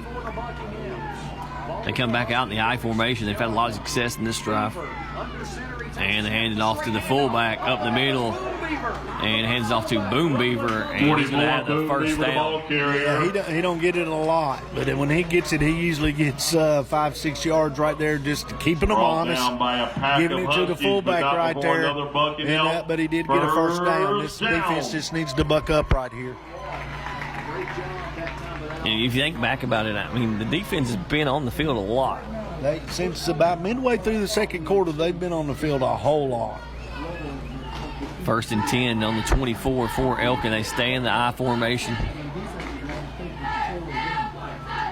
And they're going to hand it off up the middle, number 21. Huge hole. And they're just picking up chunk yards now. Yeah, they're just, like I say, they're using their size and their athleticism, and they're just getting some big push up front and really moving us around right now for another first down.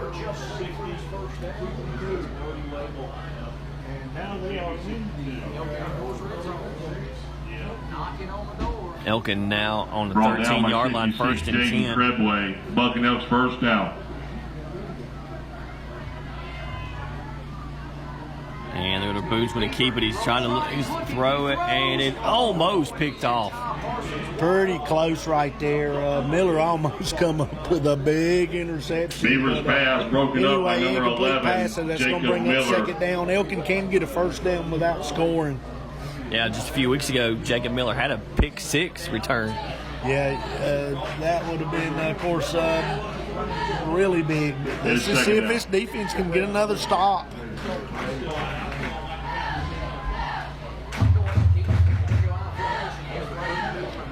Beaver's going to stay in I formation. And hand off up the middle, number 21.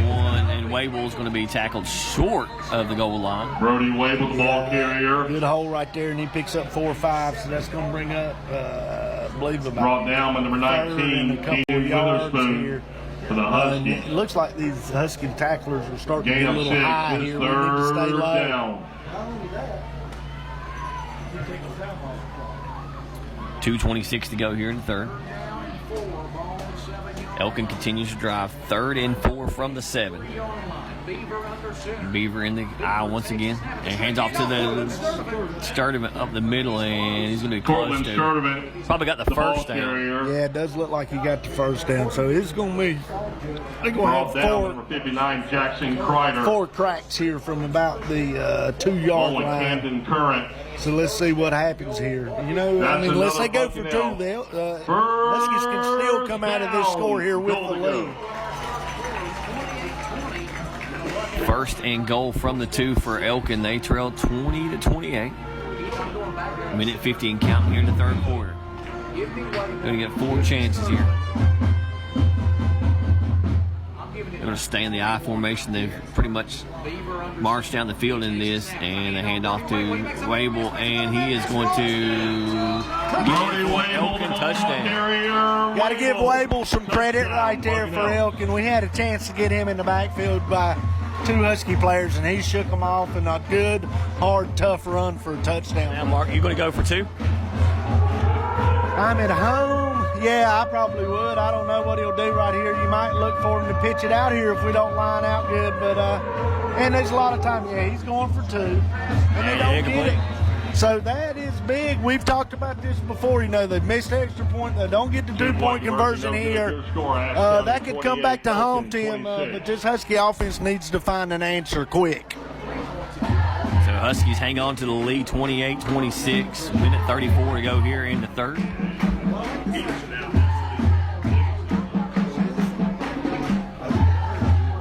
Ashe County will receive the kickoff. Minute 34 to go. And Mark, if you're Coach Hampton, what are you saying to Cox over there?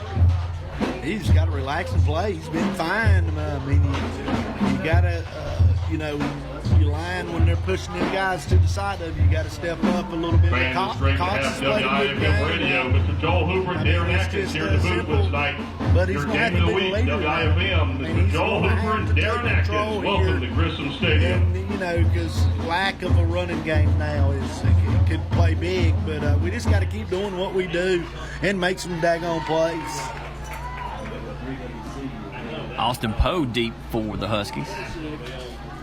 If you got to put somebody back there, it's a pretty good one to put back. Oh, yeah, that's a pretty good one to put back.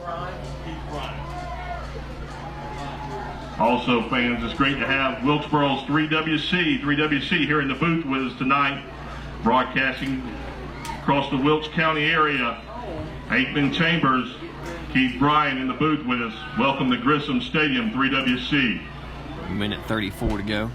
And I don't know what their holdup is, but it's taking a long time to kick this football off. Looks like they're trying to break up the end zone football game. Oh. Kids just trying to play a little football down there.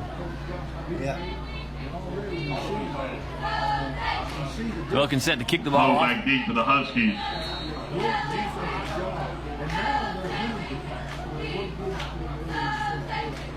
And they're going to kick away from Poe, and it's going to be taken at about the 20 by Burgess. He spins. He's still got on his feet. He's up to the 50 and finally taken out of bounds.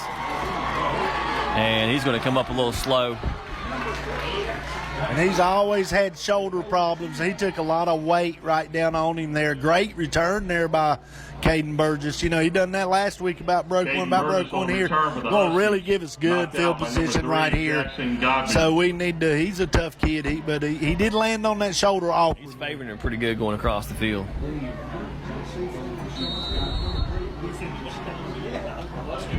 So Cox comes back out with Kraus. 4 wide receivers. Elkin, 4-6. Cox in the gun. Looks to throw on first down. Lots of time. Gets it out to J.J. Manning. And he is hammered, and a face mask. Or it has to be a face mask for that. It's got to be a face mask or targeting or something. But that another flag. That looked like a very good tackle to me. Be interesting to see if he calls targeting right here. Of course, Cox got the ball out to JJ on the shallow route, and I mean, he got lit up. I really don't know what the penalty could be right here. And then you think the one after that's got to be unsportsmanlike.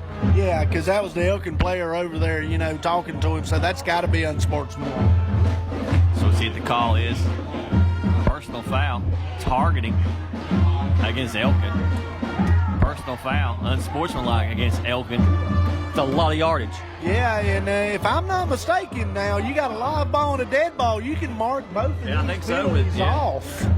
So, yeah, this is going to give the Huskies great field position. Like I say, with a live ball and a dead ball foul, if unless I'm mistaken, you can mark both penalties off. So this is going to be really good.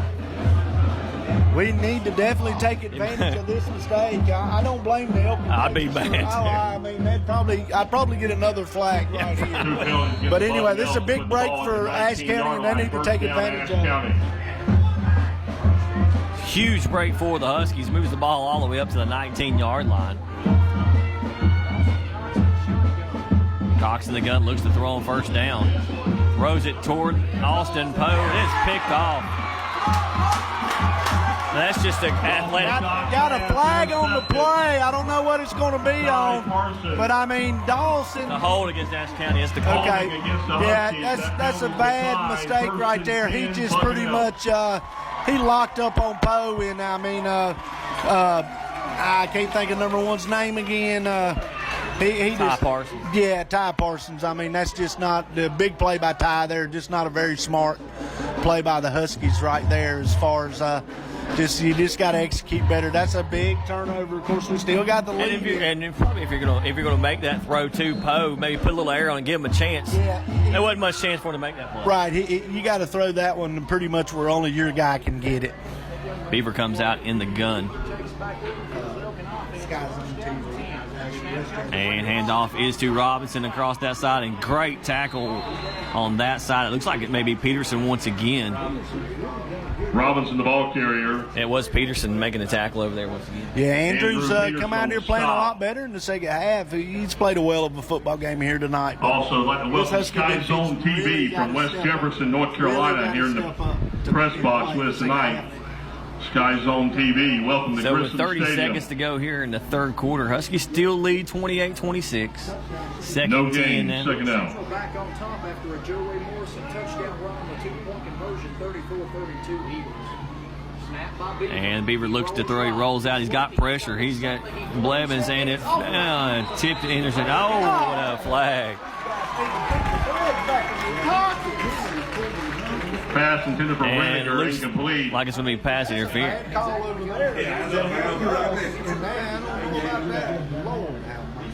Pass interference against the Huskies. We like it better when we don't notice, you guys. And so with 11 seconds to go here in the third quarter. Been a lot of flags tonight. Yeah, and, well, I mean, you know, it don't matter. They got the stripes on, so it don't matter. That's close. That's very close right there. But anyway, a break for Elkin here, and hopefully this defense can, you know, just stand up here because Elkin's, of course, been moving the football. Beaver takes snaps and hand off to the fullback, and the Huskies are right there. He might lose a yard. Yeah, he got a good job right there by Pennington in there on that one. Done a very good job in Keegan Church. So that's going to bring the third quarter to an end. So a very quick third quarter. Huskies still lead 28-26. We're back in the fourth quarter in Sky Zone HD Game of the Week. Ashe County Ford in downtown West Jefferson wants to be your first and only choice for all your automotive needs. They offer a lifetime warranty on most of the vehicles they sell. They offer the best prices on new Fords and pre-owned vehicles, service, parts, or body shop repairs. And locally owned and operated with the friendliest and best staff, they are your answer for anything automotive you need. the High Country's Ford dealer since 1919. Ashe County Ford. You make the drive, we'll make the deal. When it comes to insuring your home, business, automobiles, and property, you want an agency you can depend on. Miller Insurance has been serving this region for more than 60 years and are proud to now represent Everett Cash Mutual, which specializes in insuring farm property, equipment, livestock, and more. Before you renew your insurance policies, give us a call at 336-246-7151 or come see us in downtown West Jefferson. Miller Insurance is proud to be your hometown insurance agency that supports our hometown teams. Welcome back to the fourth quarter of Sky Zone HD Game of the Week. I'm Dusty Farmer. Along with me, as always, is Mark Hudler. Mark, Elkin's got the football once again, and it's been a long time since Ashe County's putting points on that scoreboard. Yeah, and right now we just got to hope this defense can step up there. Of course, we got a couple of breaks on that last drive and just turned the football over. Brad Beaver, the ball carrier. But defense is still out there working hard. But like we said earlier, the defense has been on the field a long time in this second half. Brought down by number 52. Yeah, well, we ran maybe, Curran. 4 plays in that last series? Third down. Yeah, that's about right. 4 plays because you had the 2 big penalties that got you. An intercept. Yeah. So We'll continue with the cheerleaders. like you say, This we've not Carissa possessed the ball a Figueroa. whole lot here in the second half, and Cherish wins. but you can't say Michaela enough. The Hicks. Husky defense has played a well of a football. Emma Longworth. Beaver in the gun, or in the I formation once again. He's looking to throw, and they're going deep. And Peterson breaks it up. That was close. Has good coverage by Pass Peterson to that time. incomplete. We talked about that off the air. They took the one shot in the first half and it worked. That's the first time they've come back to that. And Andrew about had a chance to intercept it, but a much better job. Great job. He did a great job getting his head around the football. Yep, and that was third down, so we're going to force a And punt this right here. We Chris need to see, Long, great job, ladies. on the one drive that we did have there before this last time we turned it over, we took a little time off the clock. So nothing else. We need to get this football, and of course, main goal is score, but get some time. Take some time. It would be important too. And JJ is going to let it roll. He's going to pick it up down the sideline. Man, that's dangerous. It is dangerous, but boy, it was going to probably take a pretty good roll, so it worked out. So good job by JJ there. Austin pulling the return for the Huskies. Huskies will take over. JJ Mann. Huskies will take over. Ball on the Correction, 28-yard J.J. line. Manning on the return. First and 10 Huskies from their own 28. 4 wide receivers once again for the Huskies. Ballard and Poe to this side. Takes a snap, hands off to Krause, is met in the backfield. There's Number 7. Not Bowen much Krause, running game ball right now. carrier. Not much running game. It looked like he had a little bit of crease right there, and it closed up real quick. Brought He down by might number have 89, they're Austin giving him a Longworth, 1-yard pickup along right with there. Andrew Copeland. Gain of 1, second down. 9. second 9 now for the Huskies. Ball on the 29-yard line. Moves Krause over to his left. I'm going to motion Witherspoon. And looks to throw. All kinds of time to throw. And it's almost picked off. My goodness, was that close. Woo. You got to give the Elkin secondary credit on that. They covered everybody up, and Cox had a lot of time to throw it. He stepped up there, and he's seen Krause just trying to get it off to his hot route, and boy, I tell you what, that it's luckily that wasn't taken to the house. He just flat dropped the football. 3rd and 9 for the Huskies. On the 29-yard line. Looks like Elkin's going to bring some pressure. Longworth up the middle, and it is big sack for Longworth.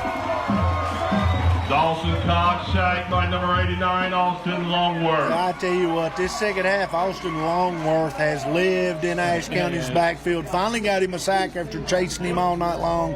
Good job by Cox. Dawson Cox going to see him when he closes his eyes tonight. Yeah, he sure will, especially this second half. I mean, he's tipped balls. He's played a well of a football game here. It's fourth down. Really put a lot of pressure on him. We got Poe back punting here, so again, we just to a very dangerous return. Yeah, I would hope that they would kick it away from him.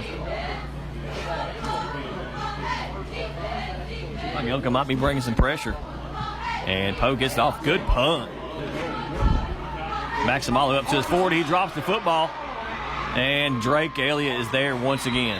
Once again, I don't know how this thing will end up. Right now, Drake Elliott has got his hands set on being player of the game. He's played a well of a football game, along with a lot of the rest of them, but he has been everywhere tonight. He really has.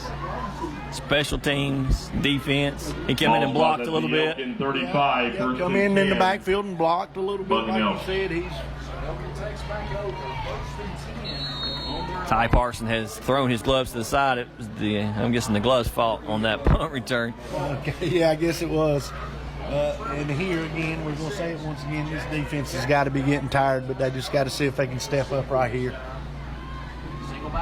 Beaver in the gun. Beaver takes the snap. Looks to throw. He's got the screen set up. And, Huskies right there. 2 heads. You could hear that collide. Yeah, that was a lot of hitting by a lot of people right there. The Jackson of course, they went back Goldschutz to that little screen pass and got a nice 7-yard gain. And Mark, one thing we didn't do when we had the footballs, we didn't use a lot of clock. No, we didn't use a lot of clock. That was a quick 3 and out, and 59. I don't know. He's played a well of a second half here. Second now and 3 here for the Elks. It's a handoff. Hand off to Wable, and he's going to get close to the first down. Yeah, 21 Wable, the ball nice carrier. tackle there by And Gabe Bear. Gabe Bear, of course, player. He's played an awful daggone good football game tonight, too. They did get the first down. First down. 8:35 and counting to go here in the fourth quarter. Huskies lead by 2, 28-26. Elkin driving right to left. Ball on the Elkin 46-yard line.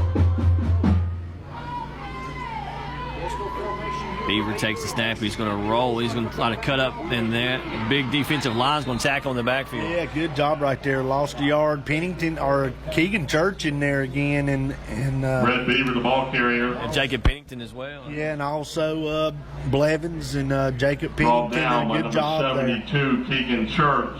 Keegan Church had himself a pretty good game tonight. Keegan Church has had a good game tonight. He's had a real good game, actually. He's played well in there. 7:47 ticking, fourth quarter clock, 28-26. 7:40 and counting. 2nd and 11. Beaver in the gun. Looks to throw. Gets it out. Gets completed by Parsons, and is going to be tackled. And man, he was close to breaking it. Yeah, he was close to breaking it. He made the first guy miss, and I can't really tell who hung on over there. Was it? I think it was Miller. Okay, Miller hung on over there. I know I see 21 walking back this way. I think Elliott made the tackle. I thought it might have been him again, so good job right there, because I believe he made Miller miss. Third down. And another big third down here could be huge if we can make them punt the football again. Yeah, last time they were in this position, they took a shot deep. 3rd and 4 from the 49. Beaver looks to throw. He's going to run, and he's going to try to dump it off. Spoon's chasing, and Sturdivant's going to have the first down. Yeah, that's pretty nice play right there. That's hard to, he had. It's almost like an op. Yeah, he had the RPO there, and he didn't run it, and he ended up flicking it out to the running back, and he nice Elkin game there to get a first down. If you want to talk about running back by committee, this Elkin team really does running back by committee. Yeah, they've run 4 or 5 different guys, and they've all been successful. But this defense so far, they've really done a well of a job. Webel's got it once again. He's up the middle and going to be tackled. Brody Wable. Peterson. carries the football. Yeah, good tackle by Andrew Peterson again, but turnover would be great. But we need something good to happen right here. They're, like you say, they're moving it down the field again on us.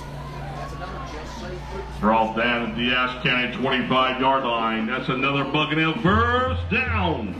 1st and 10 from the 25. 6 minutes to go here in the fourth quarter. Elkin driving, trying to take the lead. They trail by 2, 26-28.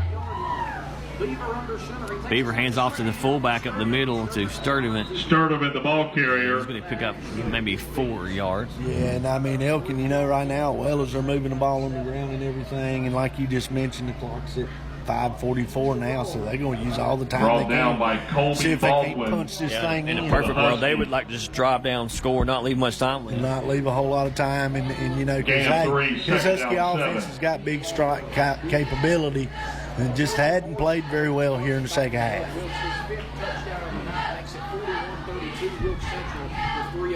Beaver in the under center, and he hands off to Tyler Mays, and he is met in the backfield.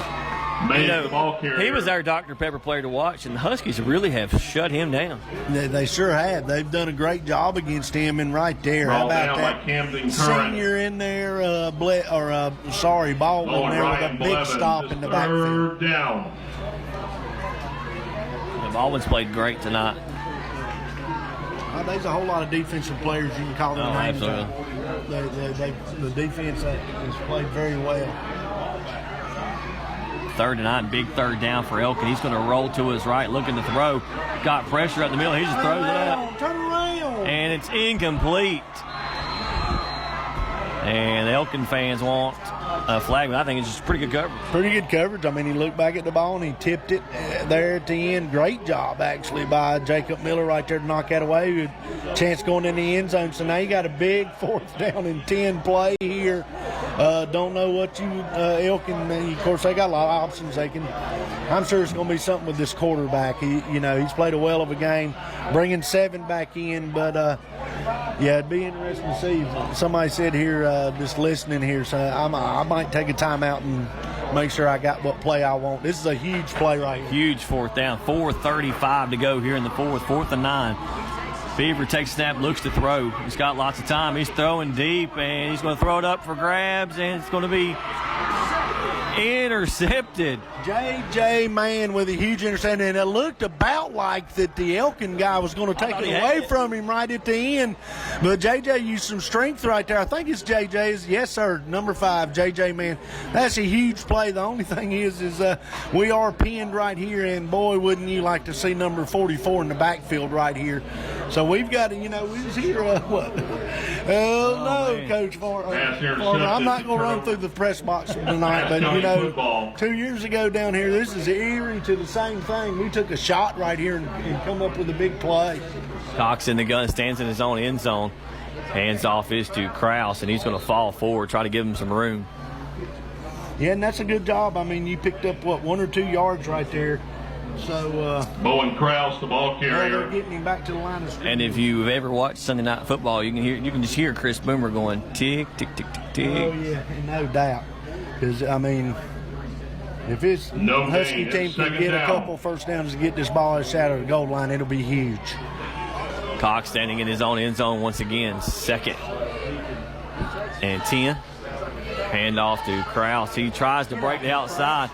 He's got the first down and tries to stay in bounds. He thought he stayed in bounds, but he's going to be marked out. I tell you Big what, first down. that's Bowen a Krause, huge the ball first down and carrier. a very good run by Bowen Krause, which, we thought that the boy is fast. If he about turned the corner. All he and needs is just a crease. He just needs a little bit of a crease. He broke a tackle there, and that's a Ashe County huge first down. So it's 1st and 10 now from the 15. Cox in the gun. And he gets out to Austin Poe on the screen. Oh, it's J.J. Manning, excuse me, and he fights for extra yards. Now, I thought that was, they run that play to Poe so much. But, Poe's been pretty quiet here in the second half. He's had a couple of big plays, but they're keying on him too. And Ty Parsons has went with him everywhere he's went. Ty's done a good job on him. He's had a couple of Brought nice down the plays. 20-yard line. It'll be But that 2nd helps and 5. JJ and them too, so that's a nice pickup on first down. 2nd and 5 now for Ashe County. High snap, hands off to Kraus. He's trying to get outside once again. A flag down, probably going to be a hold. Yeah, we'll have to see what the flag is here. Maybe it's a face mask. Yeah, we're getting up clapping. I believe it's a face mask, or Kraus is clapping. Yeah, it does look like the way the Elkin players are reacting here. Looks like a face mask. That's got a huge penalty against this Elkin team if it is a face mask. That's hold against Ashe. Okay. And a face mask. Offsetting. So offset. So we replay the down. So we're going to replay the down. So we're back to where we started. Offsetting penalties. Replay, 2nd down. 2nd and 5 from the 20.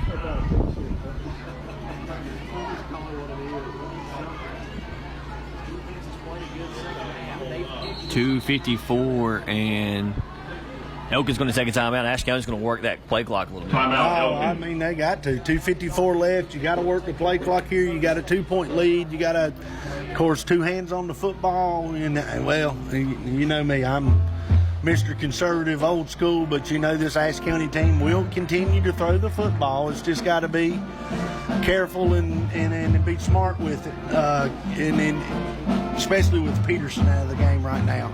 But you got to give Kraus some credit in this offensive line. Boy, Kraus has done a good job here, especially on this drive, getting them out of their gold line there. Again, fans, don't forget Mercy and Truth Ministries selling the raffle tickets. Toro SS 5000 lawnmower. 50-inch cut, retail price $3,000. Again, proceeds go to provide Christmas for less fortunate families in the Tri-County area. Again, don't forget to go buy some raffle tickets.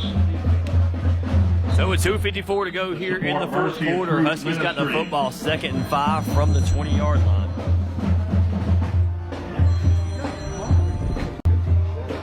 Four wide receivers for the Huskies.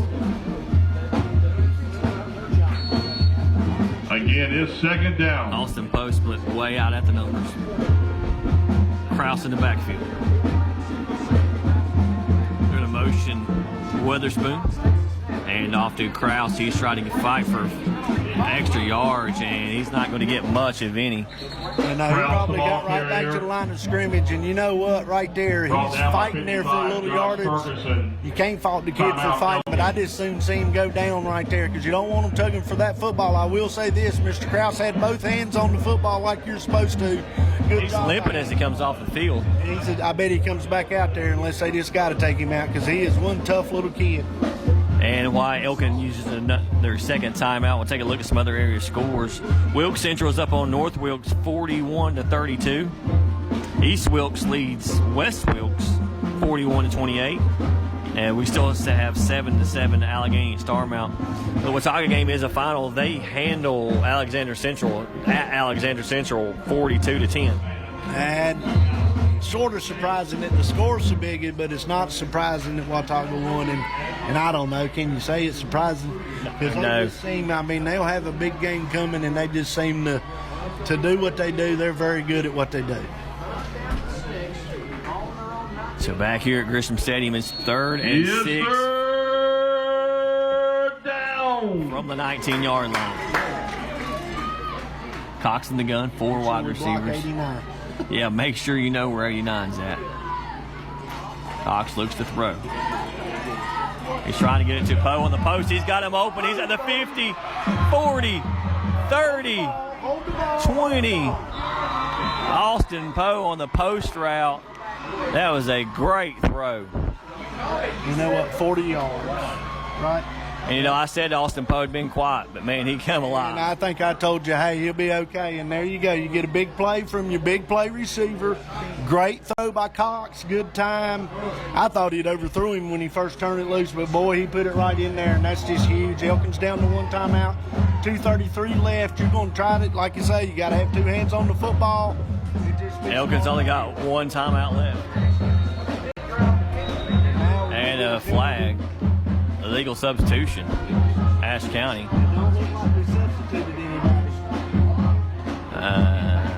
Yeah, I don't know.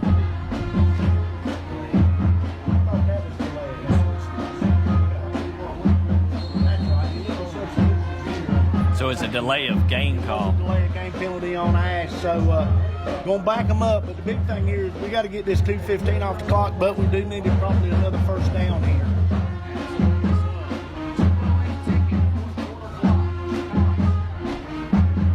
And they're going to work that play clock down.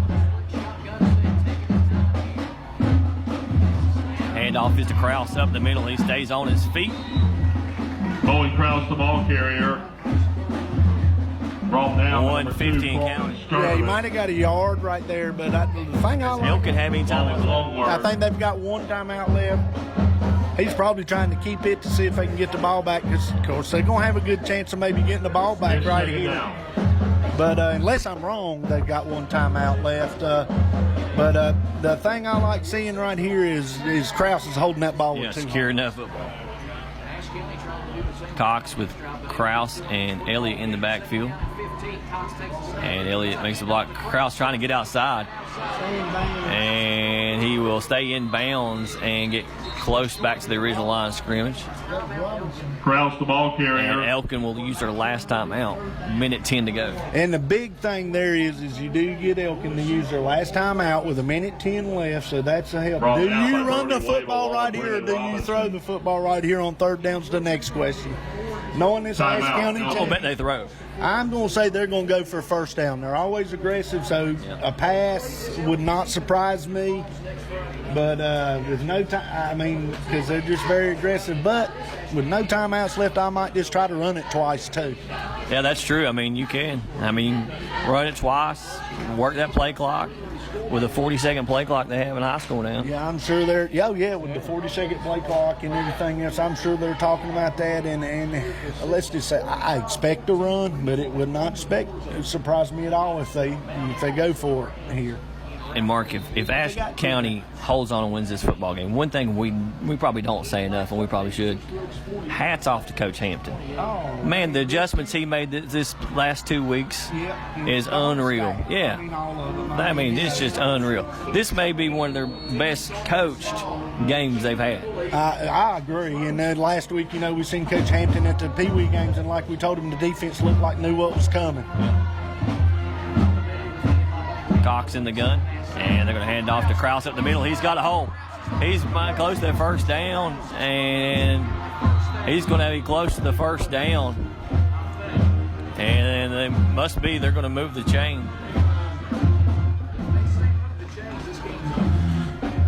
1 minute and 1 second to go here in the fourth. 1st and 10.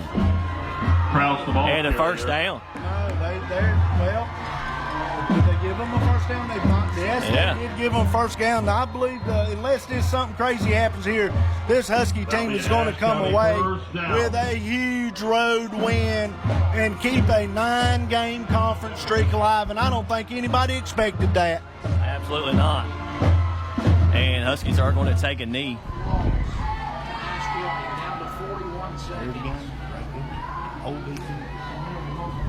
Yeah, we were just talking. We kind of forgot about Dr. Pepper Player of the Game, but I don't know, Mark. There's so many people you give it to. Give it to the defense. You could give it to the defense, but just with the you could give it to Bowen Krause right there at the end of the game. What he done, and but personally, I got to go with Drake Elliott. We'll go with that. He was everywhere. He made a lot of tackles tonight, a lot of big tackles. Defense, can we give it to the whole defense? Yeah. We'll just go with Drake Elliott tonight. Number 21, Drake Elliott, Dr. Pepper Player of the Game, as he's leading across forward the handshake. Ashe County 28, Elkin. So from Elkin, Ashe County comes away with a win. Didn't score after the second quarter, but they hang on to win. 28-26. For Mark Hudler, I'm Dusty Farmer. We will see you next week from Ashe County, as Ashe County will be at home next week. So for Mark, once again, I'm Dusty. We'll see you next week on the Sky Zone HD Game of the Week.